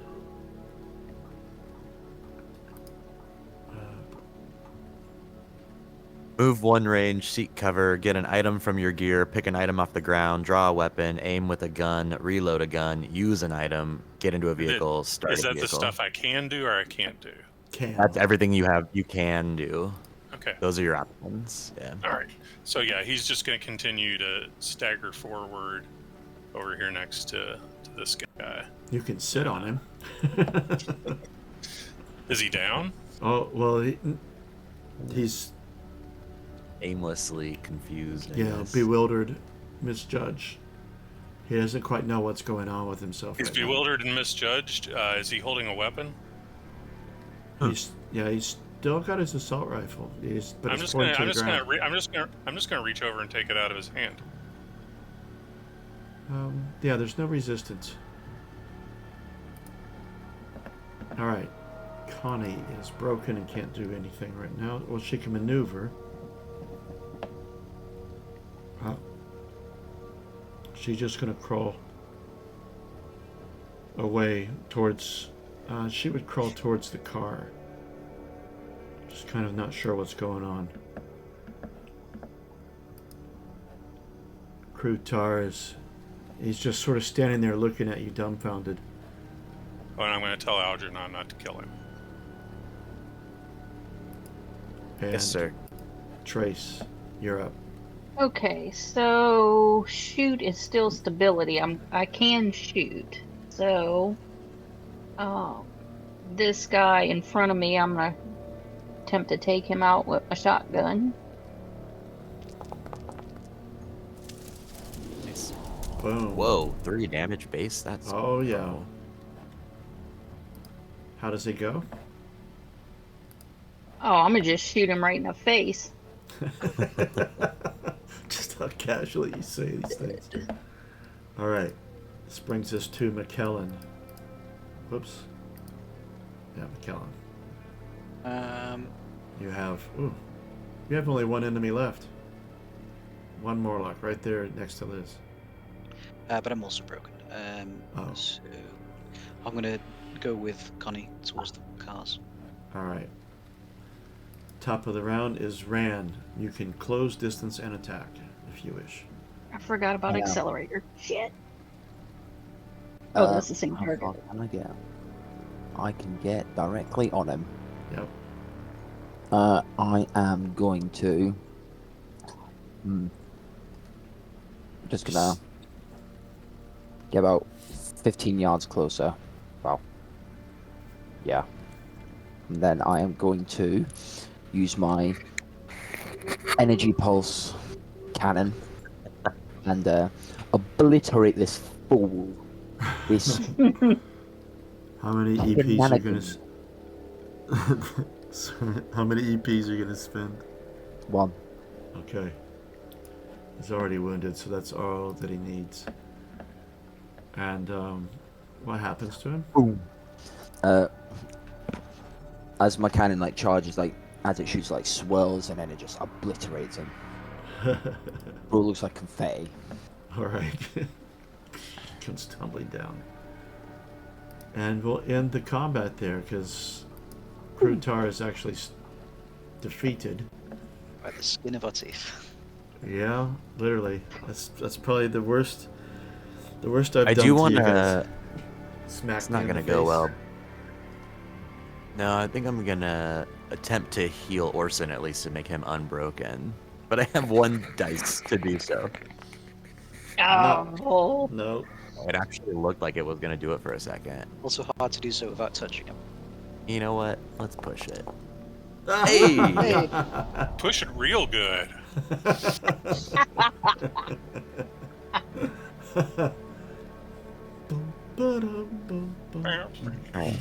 Orson regained 1 agility. One agility point back to Orson. Is that the only thing that's broken? Who else is broken? Everybody. Connie and entirety of McKellen. Trace. What'd you say, Kellen? The entirety of Trace. Yes. Yeah. How do we even heal Trace? Like, how do we get you to move again? A couple of hammer hits, you'll be fine. I can move. My chassis is still fine. I just can't use any programs based on those attributes.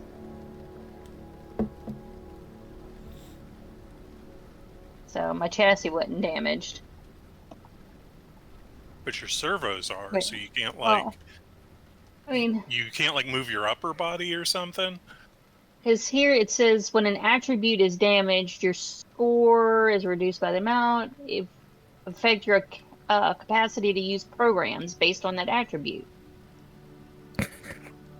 So, Scroll down to broken attribute if it's Oh, reduced to there we 0. I cannot move at all. Nor, okay, can't use it. Okay, so yeah, I can't move.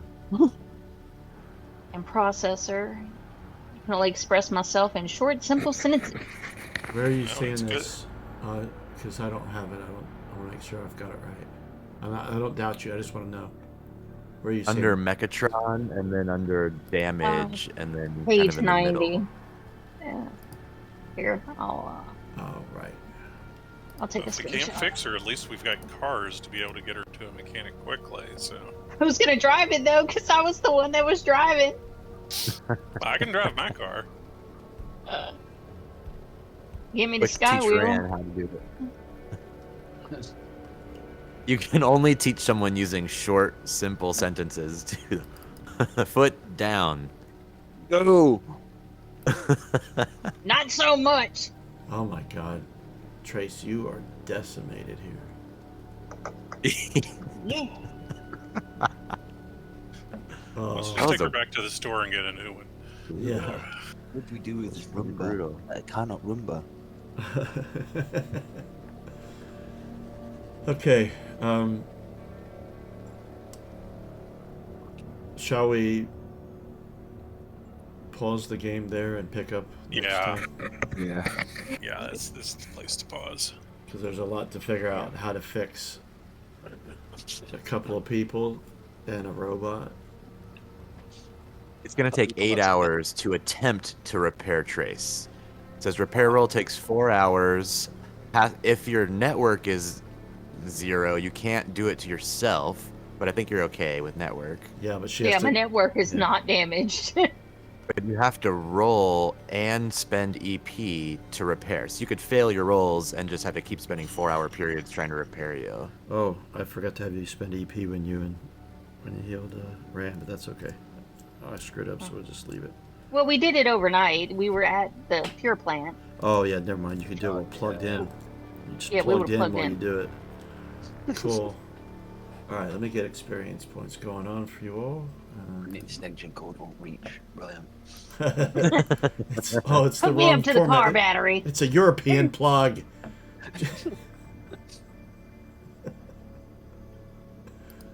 Let's see.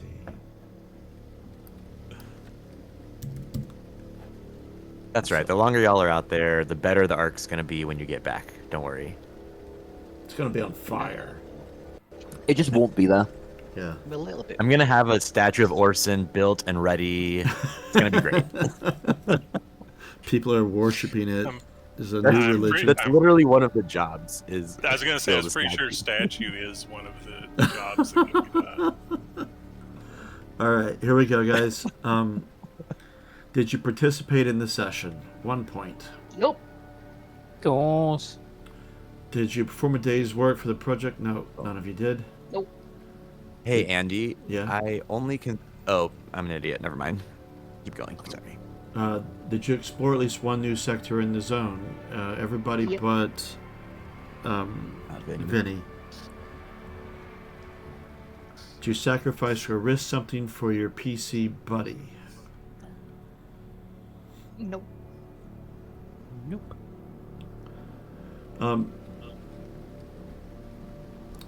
Callum, is Trace becoming your PC buddy? Because you seem to want to defend mechanicals. I think at this point, yes. I'm going to let It's you due to have that one. mechanicals and- Because you ran across there too. Yeah, go ahead and put her as your buddy, and I'm going to give you an experience point for that. Oh. Did you sacrifice or risk something for the NPC you want to keep safe? Well, definitely McKellen for Connie. go. I don't think anyone I else. sacrificed Ricky It's debatable. Yeah. Yes, you did. to save Julia. Yeah, sorry. Lack, what are you saying? No, Debatable. never mind. Never mind. I figured it out. Okay, I know who's getting this point. Did you sacrifice or risk something to mess with the NPC you hate? Bing. Okay. I wonder who. And final question. Did you sacrifice or risk something to reach your big dream? I'm not sure of all your dreams right now, so I'm not sure if anybody sacrificed or risked something for it. Mine is to see Yeah, Maximon dead and I did. dethroned. So, Depends if you consider entering. I did this because area I'm. Yeah. be a Because sacrifice. I'm trying to find Chevalier, so that's. Ah, yeah. Ooh, yes, definitely. Oh, nice. Yeah. Okay. So, anybody going to spend any experience? It's 5 points to raise the skill, 5 points to. I'm gonna raise repair. That sounds like a good idea. That's a great idea. Not gonna lie, I think I might have to do the same, to be honest. Andy, would you consider entering this area of the antennae to be a risk towards finding Ethan? Yes, there are turrets out front. Nice. Thank you very much. And you could have ran back to a car. when the Morlocks showed up.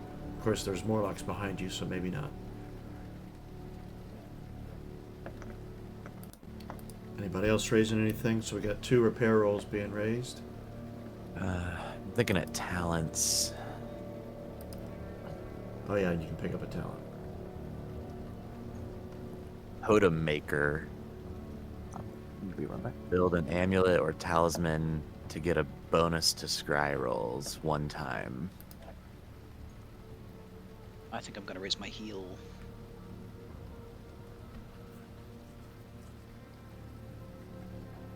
Yeah, that heal skill is actually more powerful than I thought. So I thought damage in this game was actually quite potent and takes, a night's rest to take care of everything. I guess Kinda it's like how it Alien, works, where you 'cause can it- only roll it broken. Oh yeah, you can only roll when you're broken. That's true.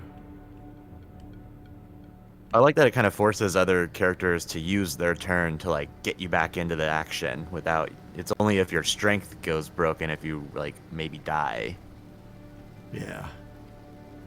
It's pretty interesting actually how they designed it. I think I gotta take Totem Maker just so I have, just because it's a seer talent. I have no reason not to. Well, I'm gonna need that. with your plan, looks like it's coming to fruition with Orson perhaps becoming the head of this arc. You're in a prime position to be the chief advisor. It's a Who's worry. pulling a Palpatine? Yeah. Well, you've got to look for it. You calling him ugly? Well, have you seen him? All right. Permanently protruded teeth, fiery red scars on his face, and completely black eyes. Sounds like an ideal date to me. The teeth gonna part take- especially.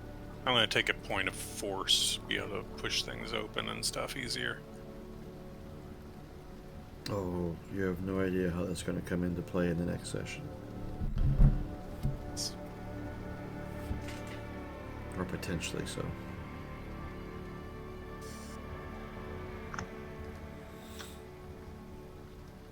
Oh, sudden visions talent for Seer is actually really interesting. Visions of the future affect you at any time during the game session. So if someone's about to take an action, I can like scry as a reaction to try and give them a bonus using a vision. That's interesting. There's It a is lot of things you can interesting. do with that. You're not allowed to roll scry again before the event your visions come to pass. Oh yeah, obviously. Oh, using scry without a ritual gives you a -2 though. So that's fascinating. I'll probably have to take that too. Crazy. All right, I have to run. I am Yeah. late. I will Oh. see you all later. All right, I'll see you guys later as well. All right.